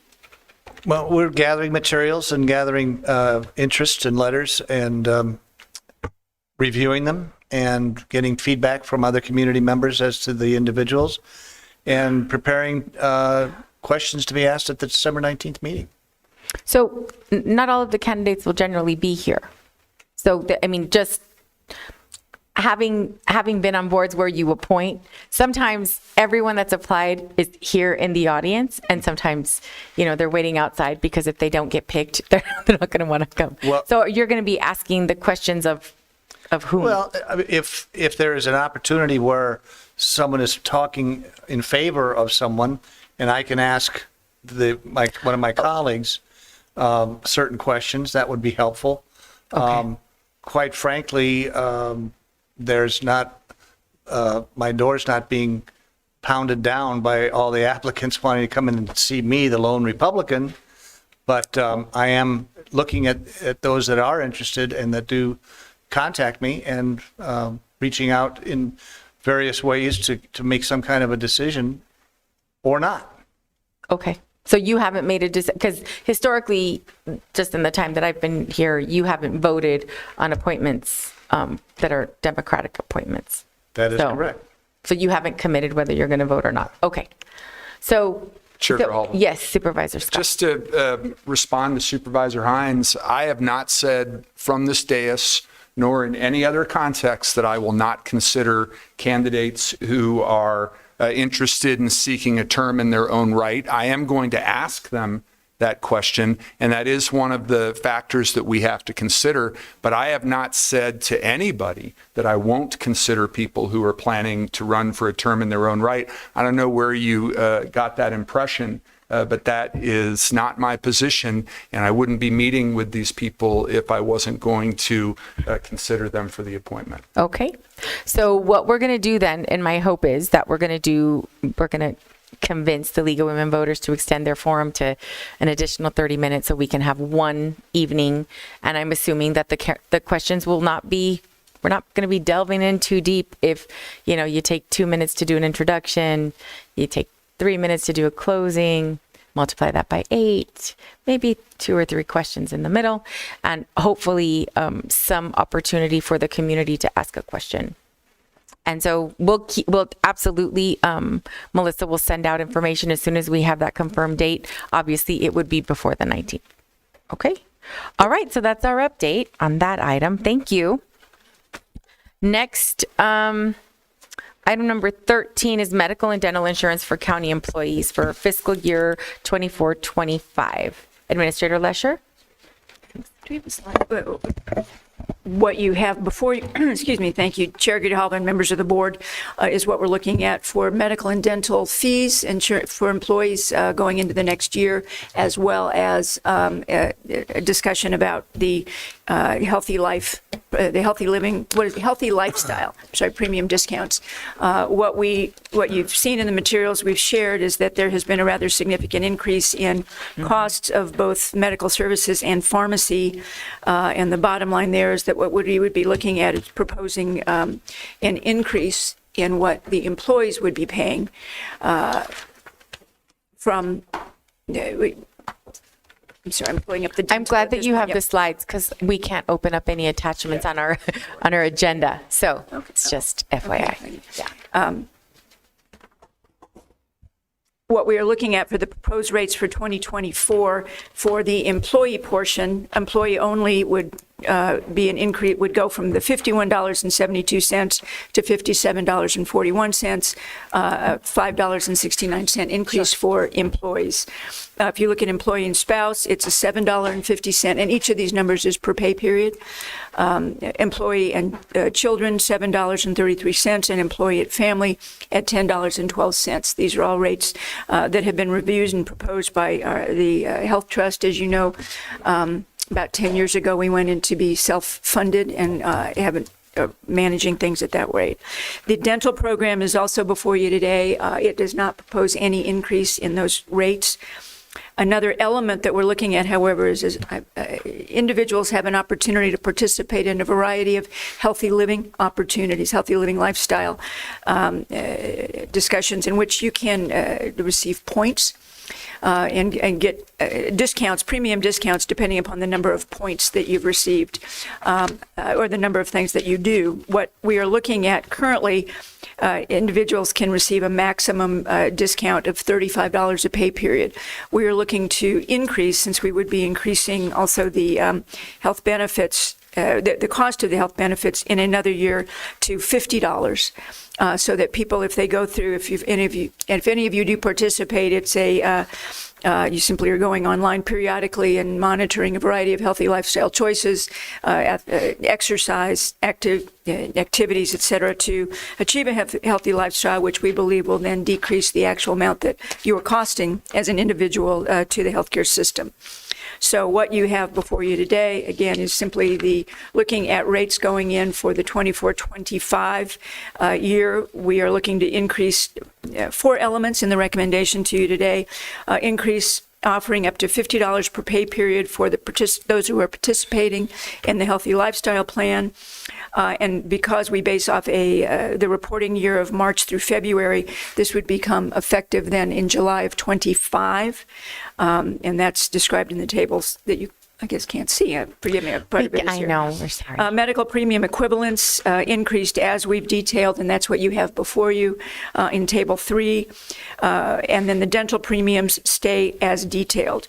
Another element of this, and the 4th element for the recommendation, is to continue the county's HSA contribution. By that, we do have an amount of money that we are providing each year to the employees to cover encouragement. It's for a period of time developing their health savings account. Forgive me.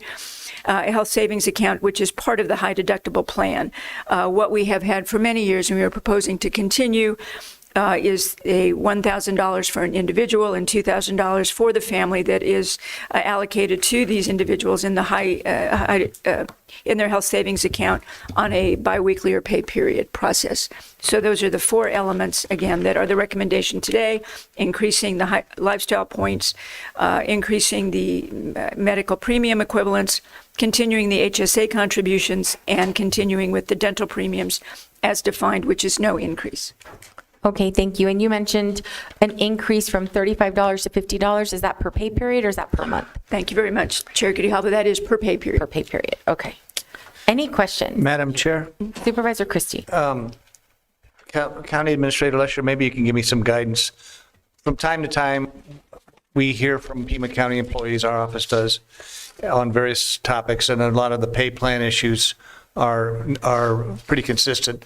And there seems to be a constant or a continual thread through these questions that we've been told by Pima County employees that whenever there's a wage increase, it's followed by a benefit cost increase. How do I respond to that? Chair Grijalva, Supervisor Christie, I'm happy to go back and look at the data and see the years that I know that there have been many years. I would say over the last 5 years, we've had an increase in health premiums each year. But we have not had an increase in the amount that we have increased employee pay. Sometimes we've not, while the rates have gone up, we have not had an adjustment in pay. I am happy to provide that data and show a side-by-side comparison of the years in which we've had a salary increase and the years in which we have had an increase in premiums and see how they might correlate or not. It has never, they are separate activities. And so the board has, come to the board to look at as you know, over the last several years, we've had a variety of ways in which we've increased salaries. Sometimes we did 1% across the board. Sometimes there was $1,000 per person. There's been different ways the board has decided to increase the amounts earned by employees. Then the Health Trust Board has come in with recommendations regarding the amount of those fees. So they have been separate processes that coming up. There has been no purposeful or thoughtful connection between the two activities, and would have to really go back and look historically as how those might have aligned or seemed to. Madam Chair, Ms. Lesser, I appreciate that. I don't want you to go through that whole gyration, but what I will do is refer these calls to your office. You can. How about we get you the memo? Right. I think it's helpful to note that the current rates versus the proposed rates and the county portion is increasing as well. So last year, the county's portion is like, let's say for employee and children, which is where I am. The county portion was $480.87, and it's increasing to $594. So the cost for healthcare is increasing, and I think Pima County has some of the lowest rates when it comes to like what we provide as benefits. I keep telling everyone, like, look for jobs in Pima County, especially if you have families, because it is a wonderful place to work and not have to dedicate, an entire paycheck of a month to just healthcare. Because that's what a lot of other people do, especially in education and some of our other partners.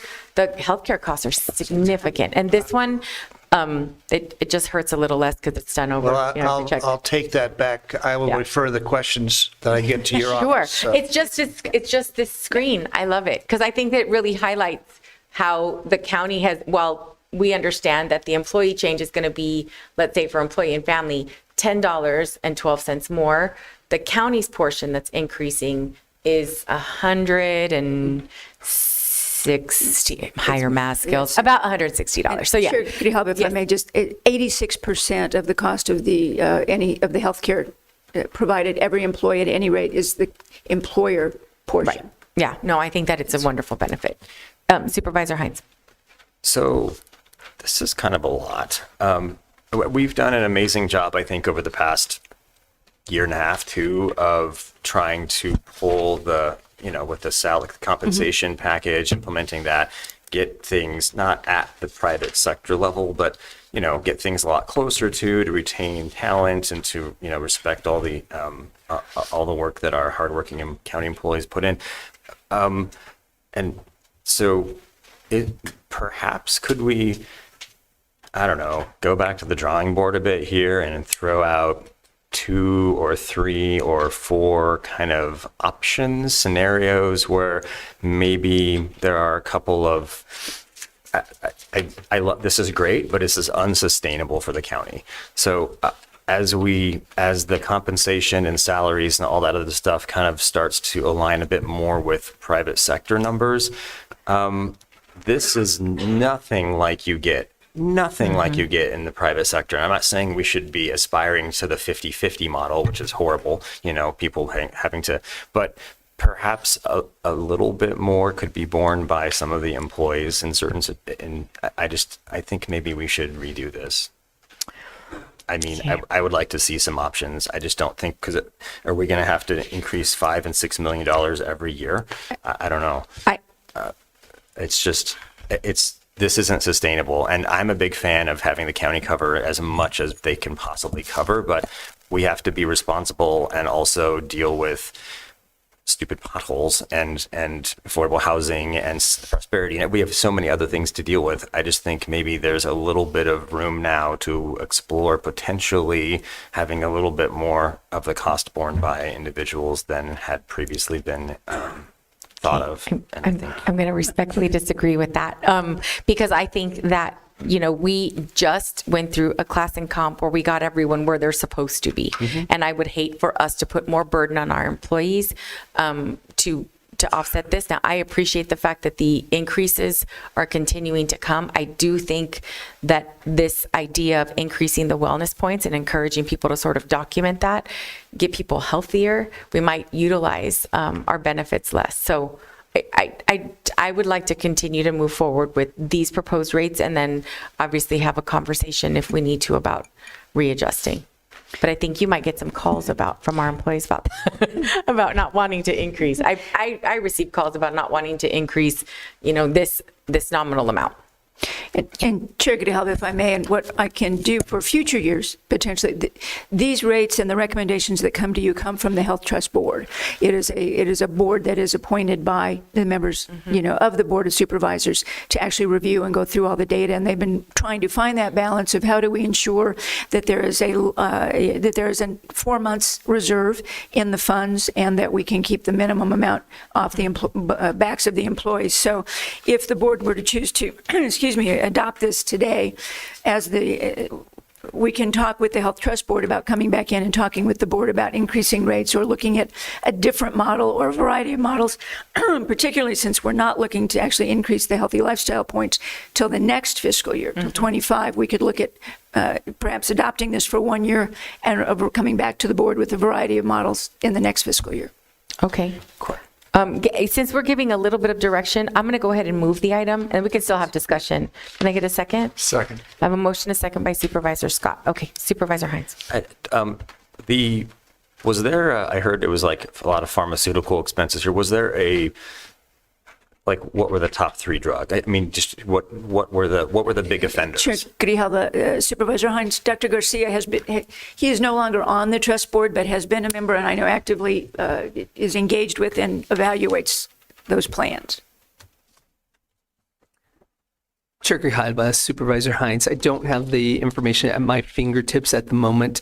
However, psychiatric medications, chronic disease medications, and anti-neoplastics, as well as those kinds of medications that are immune system modulating, are always our top expenditure categories for pharmacy. So that's been a fairly consistent trend for the last 5-6 years. And those costs have increased significantly, like all of the pharmaceutical. There were a lot of, just like prescription allergy medication for my kids that used to be no cost, and now there is a cost. So everything is sort of going up. Any other questions? Yes. Supervisor Scott. Ms. Lesher, the reserve that is kept in the Health Benefits Trust is a minimum of 4 months of projected claims and expenses. As you get more information from the board, from the Health Benefits Trust Board, would love to know why that number, 4 months, just to get some more information on that. And Chair Grijalva and Supervisor Scott, I'll tell you what, we'll provide that information to you. One of the concerns we've had, and I think the board recalls having to provide some general fund dollars to right-side it, there had not been a specific amount that was determined by the board. And so it was fluctuating in ways that made a lot of us not very comfortable. So working with CBIZ and the consultants, they arrived on the 4 months recommendation. I'm happy to provide data to you in another memo of why that number. I appreciate that. And I think the county moving to a self-insurance model with the trust probably saved you a lot of money, and still you were able to keep the sort of robust coverage, because a lot of the other plans that we were looking at in the past were incredibly expensive and really reduced the number of benefits. So I'm glad that you all moved to that model before we got here. Thank you. Okay. One other quick question. Supervisor Scott.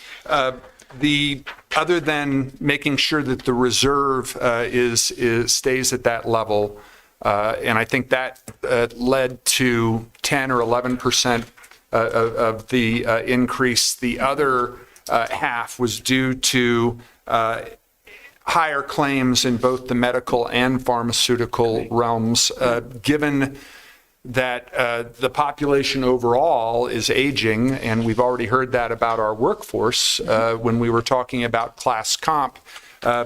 Some other information I would appreciate, and I think this is along the lines of one of Supervisor Hines's inquiries, is do we anticipate that trend of higher claims to continue moving forward? Thank you. Thank you, Chair. Sure. Okay, any other questions on that item? All right, so we have a motion and a second. All in favor say aye. Aye. Aye. Opposed? Item passes unanimously. Thank you. Okay, So we have addressed 14. Now we'll go to 15, Board of Supervisors policy. This would be the Board of Supervisors policy number D312. This would be the adoption, and it's a request and monitoring contracts or discretionary funds allocated to outside agency for attractions and tourism. I'll move the item. Second. Have a motion, a second by Supervisor Christie. Discussion? Madam Chair, Supervisor Christie. under this particular item, it says, if you go into the background, it says that no additional fiscal impact is anticipated. Then in that same background material, you go through some additional background, and there are 11 points regarding this item, and the 11th says, now bear in mind that it first tells you that there's no fiscal impact. The 11th says, attractions and tourism shall be funded for the staff needed to review proposals and prepare recommendations and to write and monitor contracts and perform other duties related to the program. There's no fiscal impact on one hand, and then attraction and tourism shall be funded for a whole host of other functions. Correct. Correct. What do we have here? Well, Chair Grijalva and Supervisor Christie and members of the board, I think we might want to look at items 15 and 17, if you will, together. Item 17 is revisions to the board policy about the review and request for the monitoring of outside agency funds that is sunsetting at the end of this year. So that is coming to the board for some of the tweaks and just a little bit of language change. At the same time, it was recognized that we have another entire department, Attractions and Tourism, that also allocates funds every year through every other year. One year it's Community Workforce Development, and the other year it's Attractions and Tourism. Attractions and Tourism has been in the business of doing the same sort of work as has been done by Community Workforce Development under item 17. So we wanted to provide the same board overview, if you will, a board policy governing attractions and tourism as we have for Community Workforce Development. That has been silent. Currently, there is staff is in the department that reviews, works with the outside agency committee, and provides the staff functions. So that's ongoing today. Adoption of this board policy does not increase any of the costs. This simply provides a board policy and direction for something that's been occurring. And under the guidelines provided by the board policy for Community Workforce Development, we just want to make it very, very clear that they are governing both. Madam Chair, Ms. Lesser, my question for this item as well as 17 is, what problem is this solving? Chair Grijalva, Supervisor Christie, it has been thought by the board historically that there needed to be board policy governing how the staff makes decisions and recommendations related to the use of outside funds. As we've seen earlier, it can be in excess of $3 million. The policy that has been in place for a long time under Community Workforce Development and the $3.2 million, for example, you've discussed earlier, sunsets the end of this year. So that the problem that we are trying to fix is believing that the board has historically hoped to have some policy guideline direction over how outside agencies are processed by county staff. We wanted to make sure that did not sunset. That's the problem that's fixing. And that's when we recognized that several years ago, Attractions and Tourism broke off and is separately handling outside agency funds that, while has been governed by the other policy, has not specifically had one. So that's the problem that we're trying to solve with the addition of that board policy. Well, I don't want to do anything out of parliamentary procedure by addressing 17 because we're on 15, but you brought it up, the sunset issue. What's wrong with the sunset issue? Chair Grijalva, Supervisor Christie, what this policy is board policy, again, governing how the staff moves through the process to receive, evaluate, and make recommendations about outside agencies to the board. If it were to sunset, there would simply not be any board policy or board direction regarding how outside agencies review those dollars. That would be a policy decision of the board. If you choose to let a policy expire and sunset, it would simply be up to county staff to make whatever determinations we need to provide those recommendations to the board. So since Supervisor Christie, if it's okay, well, I'll make a friendly amendment that will include in this discussion 15 and 17. Okay, and since you seconded, that we're fine. Okay, thank you. And along those lines, Madam Chair, Ms. Lesher, you indicate that the review process, doesn't it need periodic review, this whole process? Chair Grijalva, Supervisor Christie, there are two buckets of dollars, if you will. One is the attractions and tourism funding, and the other is the community workforce development funding. We are at the process now where each is a cycle of 2 years that occurs every other year. And it comes to the board. It comes back to the board. The agency, the outside agency, meets annually. 1 year they review the community workforce development bucket of dollars and make recommendations back to the board. The next year they review attractions and tourism funding and make those recommendations back to the board. That process of how the outside agency committee is established and moves through the process and works with the community to make recommendations to the board, it's what is governed by the policy that was set to sunset. If the board chooses to have no policy regarding that, that's a policy decision of the board. Okay, thank you, Madam Chair. Thank you. Okay, so we have a motion. Does it make sense? Well, I believe that there should be a sunset element, that it should remain. It should not be removed as it's being removed in 17. And in 15, I think that it should come back to the board for periodic review, and it seems like we're removing that. Chair Grijalva, Supervisor Christie, if the board would like to add a sunset date on both of these, or not, I mean, that's a policy decision.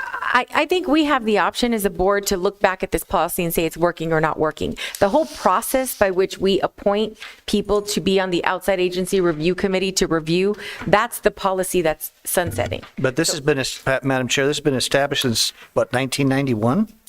Right, and so do we want to then, the Board of Supervisors make the decisions on what organizations are going to be allocated funding? I mean, that review, the grant review process, all of that goes to the committee. So I wouldn't want to change that because those representatives are community members that we all appoint. You would want to, or would No, not? I do not. I think that they're doing a good job in reviewing. They have a very large job, many grants that they review, and I would like that process to continue. And so that's what I think we're addressing here. Okay. Is ensuring that we continue to have an outside agency committee that's going to review the funding. Okay, so we have a motion and a second. Any other questions? And so we're addressing item 15, which is Board of Supervisors policy number D312, and number 17, which is policy number E36.1. I'll go, and we have a motion and a second. All those in favor say aye. Aye. Aye. Opposed? No. Item passes 3-1 with Supervisor Christie voting no. Then item 16 is a one-time only outside agency award request for this fiscal year. Staff is recommending approval of a one-time award increase to Youth on Their Own. I'll go ahead and move the item. Second. I have a motion and a second by Supervisor Scott. Discussion? All in favor say aye. Aye. Opposed? Item passes unanimously. Items 18 is a final plat with assurances in District 1. I'll move the item. I'll second. I have a motion and a second. All those in, by Supervisor Scott and then aye. All those in favor say aye. Aye. Opposed? Item passes unanimously. Item number 19, Justice of the Peace Judicial Productivity Credits. We are approving this in accordance to ARS 22-125. I'll go ahead and move the item for sake of discussion. Second. Motion is second by Supervisor Scott. Discussion? Okay, all those in favor say aye. Aye. Opposed? Item passes unanimously. Can we, oh, well, never mind. Item 20, quarterly report on collections. I'll go ahead and move the item. Second. Motion is second by Supervisor Scott. Discussion? All in favor say aye. Aye. Opposed? Item passes unanimously. This is unfinished business from our meeting on November 21st. It's the ADP contract. I'll go ahead and move the item. Second. I have a motion and second by Supervisor Christie. Discussion? Madam Chair. Supervisor Christie. I asked this to be continued because the contract was not posted properly, or it had redactions in it, and that took place. But I'm still confused on the scope of the work here. On November 21st of 2023 is the commencement date, but it also states that the work was completed by ADP in September. So why is this coming to the board now, and why is it retroactive to November, when the scope of work was supposed to begin in July and September, and now it's retroactive to November, but it's coming to the board today, or last meeting. Chair Grijalva, Administrator Lesher. Supervisor Christie, as you know, this has been continued. It would have been more timely, in November when we first came up. This is not increasing any costs. This is a no-cost amendment. We're simply clarifying that a couple additional items of work that was done by ADP would be included in the contract. So they've been working with HR for some period of time, working for years with HR and ADP. This is simply the no-cost amendment to include that language. Madam Chair, Ms. Lesher, so basically ADP is a vendor, and they have not been paid for work they've done, and this takes care of that? Chair Grijalva, Supervisor Christie, they have been paid for work they have done. This is a no-cost extension or no-cost amendment that simply is indicating that there is work that they may also have done, but does not increase the amount that they would be paid. I believe they have been paid consistent with the various amendments. I look back, this began as a contract in 2013, so I'm sure they have been paid along the way. Okay. Thank you, Madam Chair. Sure. Any other questions? Okay, we have a motion and a second. All in favor say aye. Aye. Opposed? Item passes unanimously. Item number 22, conveyance of dedicated drainage way. I'll go ahead and move the item. Second. A motion and a second by Supervisor Scott. All in favor say aye. Aye. Opposed? Item passes unanimously. We've addressed item 23. Is there an interest in moving items 24, 25, 26, 27? Question on 28? Okay, so I'll go ahead and move item 24 through 27. Second. Have a motion, a second by Supervisor Scott. Any discussion on any of those? All those in favor say aye. Aye. Opposed? Item passes unanimously. Item 28 is Arizona Communication Experts to provide Pima County elections services. I'll go ahead and move that item. Second. Motion, a second by Supervisor Christie. Discussion? Madam Chair? Supervisor Christie. Two questions. Why are we using ARPA funds to establish a connection between the Sheriff's Department and the Elections Department? ARPA funds, that's one for that. And secondly, what is the need for the Elections Department and the Sheriff's Department to be connected when both divisions or both entities have their own purpose? The Sheriff's Department has its purpose, and what problem is being addressed for $1 million? Administrator Lesher. Thank you. I'm going to ask Deputy County Administrator Holmes to respond. Sure. Chair Grijalva, Supervisor Christie. This establishes our own county-owned fiber. Right now, we currently lease fiber connections to those two areas. This not only gives us our own fiber connection to actually do any kind of service, but it also increases some redundancy out there. As you recall, we've had fiber cut out in that area, so that's kind of supports a lot of that work where we've had some issues because it's leased fiber. This provides our own underground fiber for us to own as a county. Madam Chair, Mr. Holmes, what is the basic driving purpose to have a connection between the Sheriff's Department and the Elections Department? Chair Grijalva, Supervisor Christie, it's strictly for redundancy purposes. What does that mean? In other words, if the fiber gets cut somewhere out there and we've had some issues with people stealing that, this provides another connection point and some really important offices that we have connections to them as a repeater, for lack of a better word, to make sure we don't lose signal out there. If I may, Chair Grijalva and Supervisor Christie, you may recall in the last year or so, we've sent out a note where the Abrams building, we lost connection to them. All their computers were down and such. We've had a couple of instances where there was encampments through, some vandalism, some fires and things and washes that caused the fiber line to be destroyed, and therefore we lost connection with. And you don't think of Mission, there is a Sheriff's Department facility across the street from, there's Abrams and Keno in the Sheriff's Department in that general area. So that's what we're looking at. Don't we own and maintain our own underground fiber? Chair Grijalva, Supervisor Lesher, I'm sorry, Ms. Lesher, Supervisor Christie. We do own the majority of our fiber. That actual connection has not been owned by Pima County, and this will now give us ownership of that fiber. Okay. Thank you, Madam Chair. Thank you, Ms. Lesher. Thank you, Mr. Holmes. Any other questions? Okay, so I have a motion and a second. Supervisor Christie seconded. All in favor say aye. Aye. Opposed?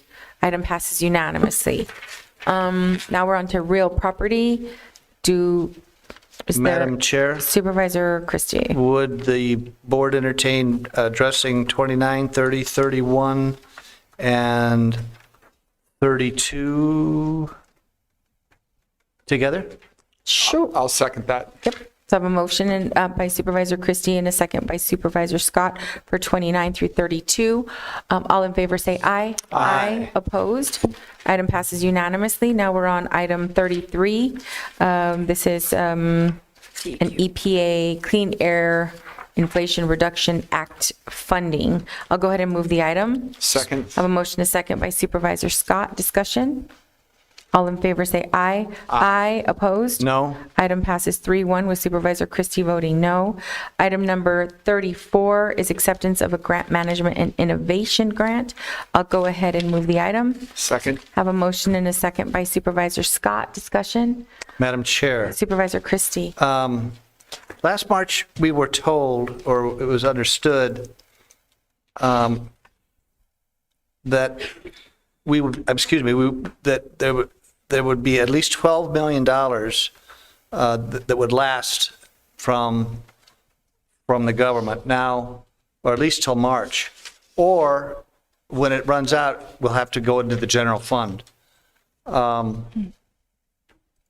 It's been FEMA to date that's been paying this. Correct. And my question is, it apparently says that the Customs and Border Patrol has new funding.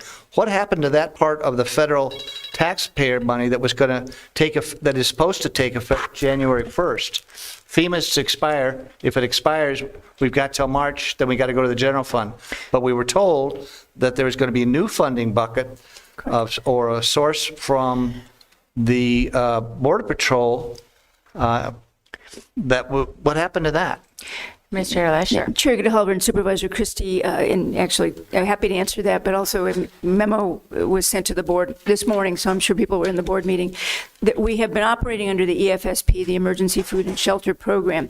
That is ending in December. We will be transitioning to what the federal government is now calling SSP, or the Shelter and Services Program. The difficulty with the new SSP money, which is the new funding source, is that it is much less in numbers of real dollars, and it is much more limited in what we believe it can pay for. As the funding has been going down, we are also seeing a significant increase in the number of individuals that are being brought as legal asylum seekers into our facilities. My memo to you earlier today is saying what we thought was May, then became April, then became March, may actually be February, or maybe February and into March when we have to, to cease this program. The money that we thought would last through December, the $12 million that came from EFSP, will probably not make it that far, simply because we're now seeing far in excess of the numbers we were seeing previously. Therefore, we're going to be transitioning to the SSP dollars and backfilling that bucket. So there are two programs. Both come through FEMA, both come through DHS, and of course CBP is one of the most active of the 7 larger agencies that are within DHS.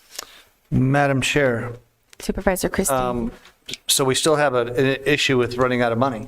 Right. Yes, sir. And I'd like to read the purpose in the background of this agenda item. This $12 million plus grant award funds Pima County as a fiscal agent to cover costs associated with providing temporary shelter, food, transportation, and labor necessary to manage cases to provide these services. It provides funding to non-federal entities to increase their capacity to temporarily shelter non-citizen migrants recently released from DHS custody.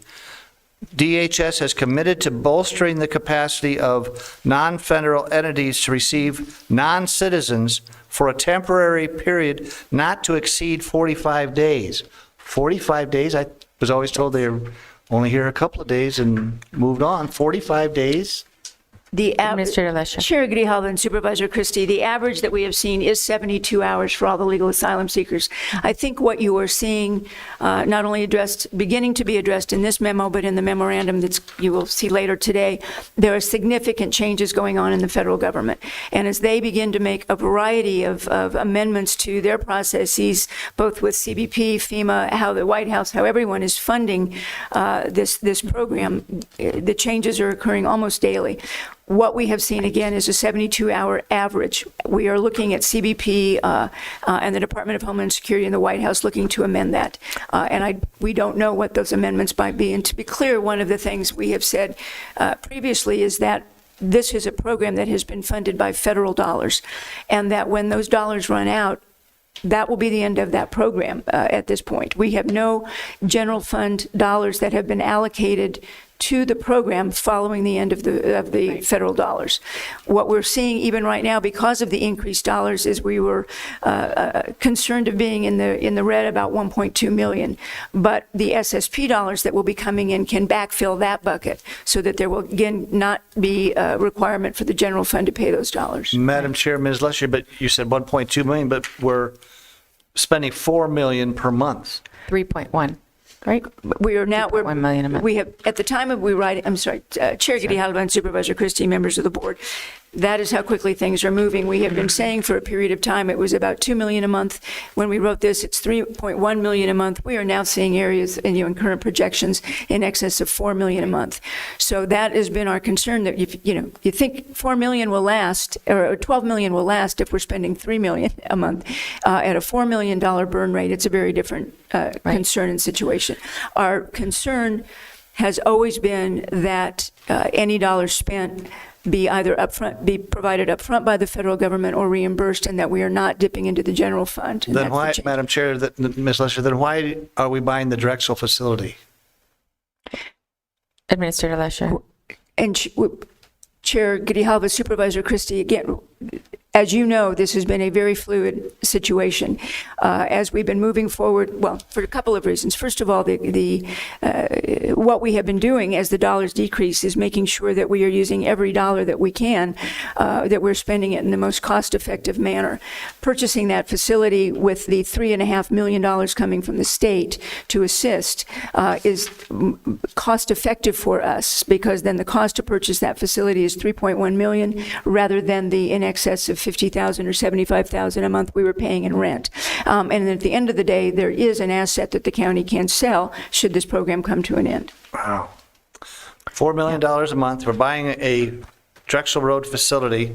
We've got $12 million to last or until we have to go into the general fund. This is a pretty tenuous situation. Wouldn't it be better to just say, we're out of the business, send them somewhere else? So, I mean, okay, so I just went to DC asking for additional assistance and some sort of policy changes, because ultimately the county is taking on a federal responsibility. But what happens, I mean, and what you're suggesting in all likelihood is going to happen fairly soon, right? We're going to get out of the business because we don't have the money to support it.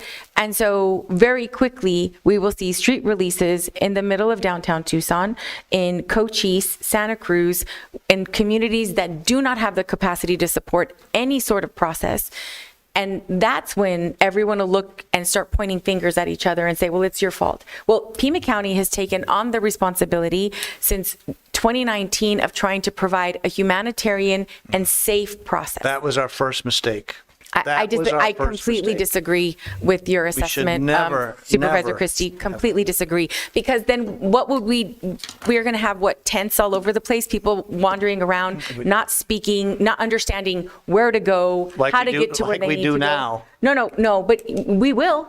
We have not seen street releases in Tucson. We have seen an occasional release in, let's say, Nogales of 100 people, and then shortly thereafter, a bus from Casalitas, provided by the county, goes and picks up. None of those communities have had to deal with anything like we're going to have to deal with. Madam Chair, I was on the previous board, and Correct. this board at that time could not wait to get its hands from federal money to facilitate this migration.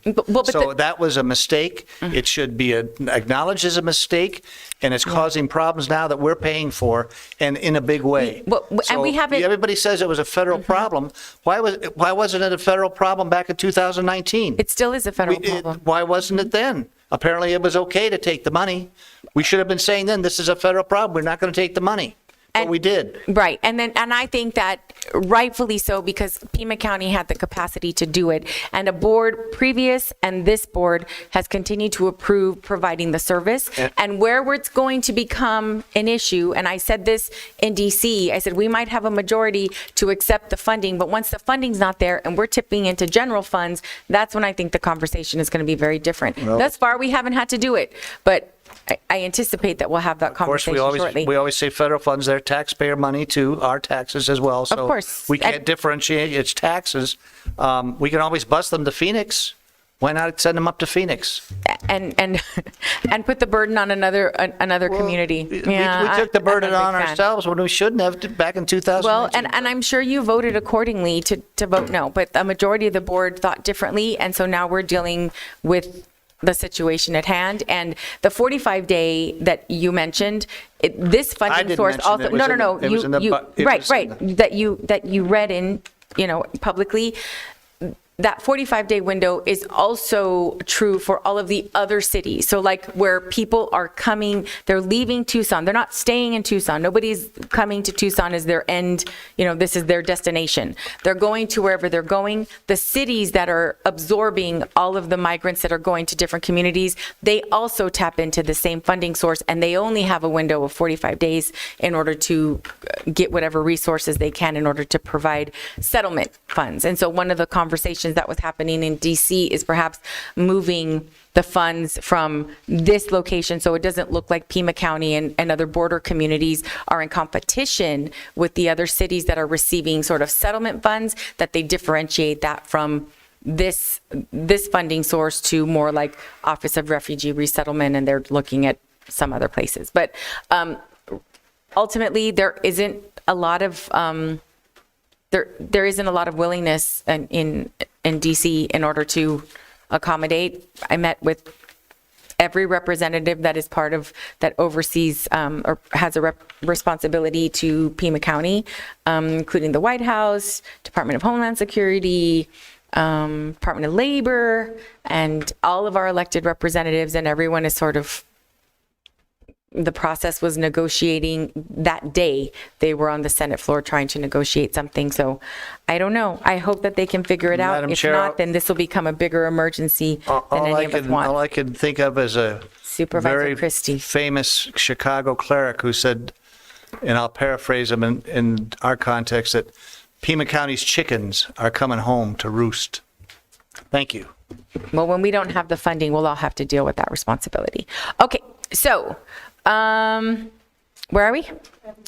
Motion and a second, right? Yep. Okay, all in favor say aye. Aye. Aye, opposed? No. Item passes 3-1 with Supervisor Christie voting no. Item number 35 is an acceptance of $3.1 million to provide funding for the Pima County Drexel facility. I'll go ahead and move the item. Second. It's the motion and a second. Thank you, Governor Hobbs, for the support. All those in favor say aye. Aye. Opposed? No. Item passes 3-1 with Supervisor Christie voting no. Now we're on hearings. We have item 36 is a liquor license for Mr. On's Tepon Steak and Seafood on Oracle. Is anyone here to speak in opposition of this item? Okay, I'll go ahead and move to close the public hearing and approve the item. Second. Have a motion and a second by Supervisor Scott. Any discussion? All in favor say aye. Aye. Opposed? Item passes unanimously. Item number 37, this is a hearing of a type 3 conditional use permit for the Broadmont Drive. This was unanimously approved by the Planning and Zoning Commission and is in District 2. So if there's no one here to speak in opposition, I move that we close the public hearing and approve this type 3 conditional use permit number P23CU00013, subject to standard and special conditions. Great, I'll second. I have a motion and a second. All in favor say aye. Aye. Opposed? Item passes unanimously. That is it. Our meeting is adjourned. Thank you all.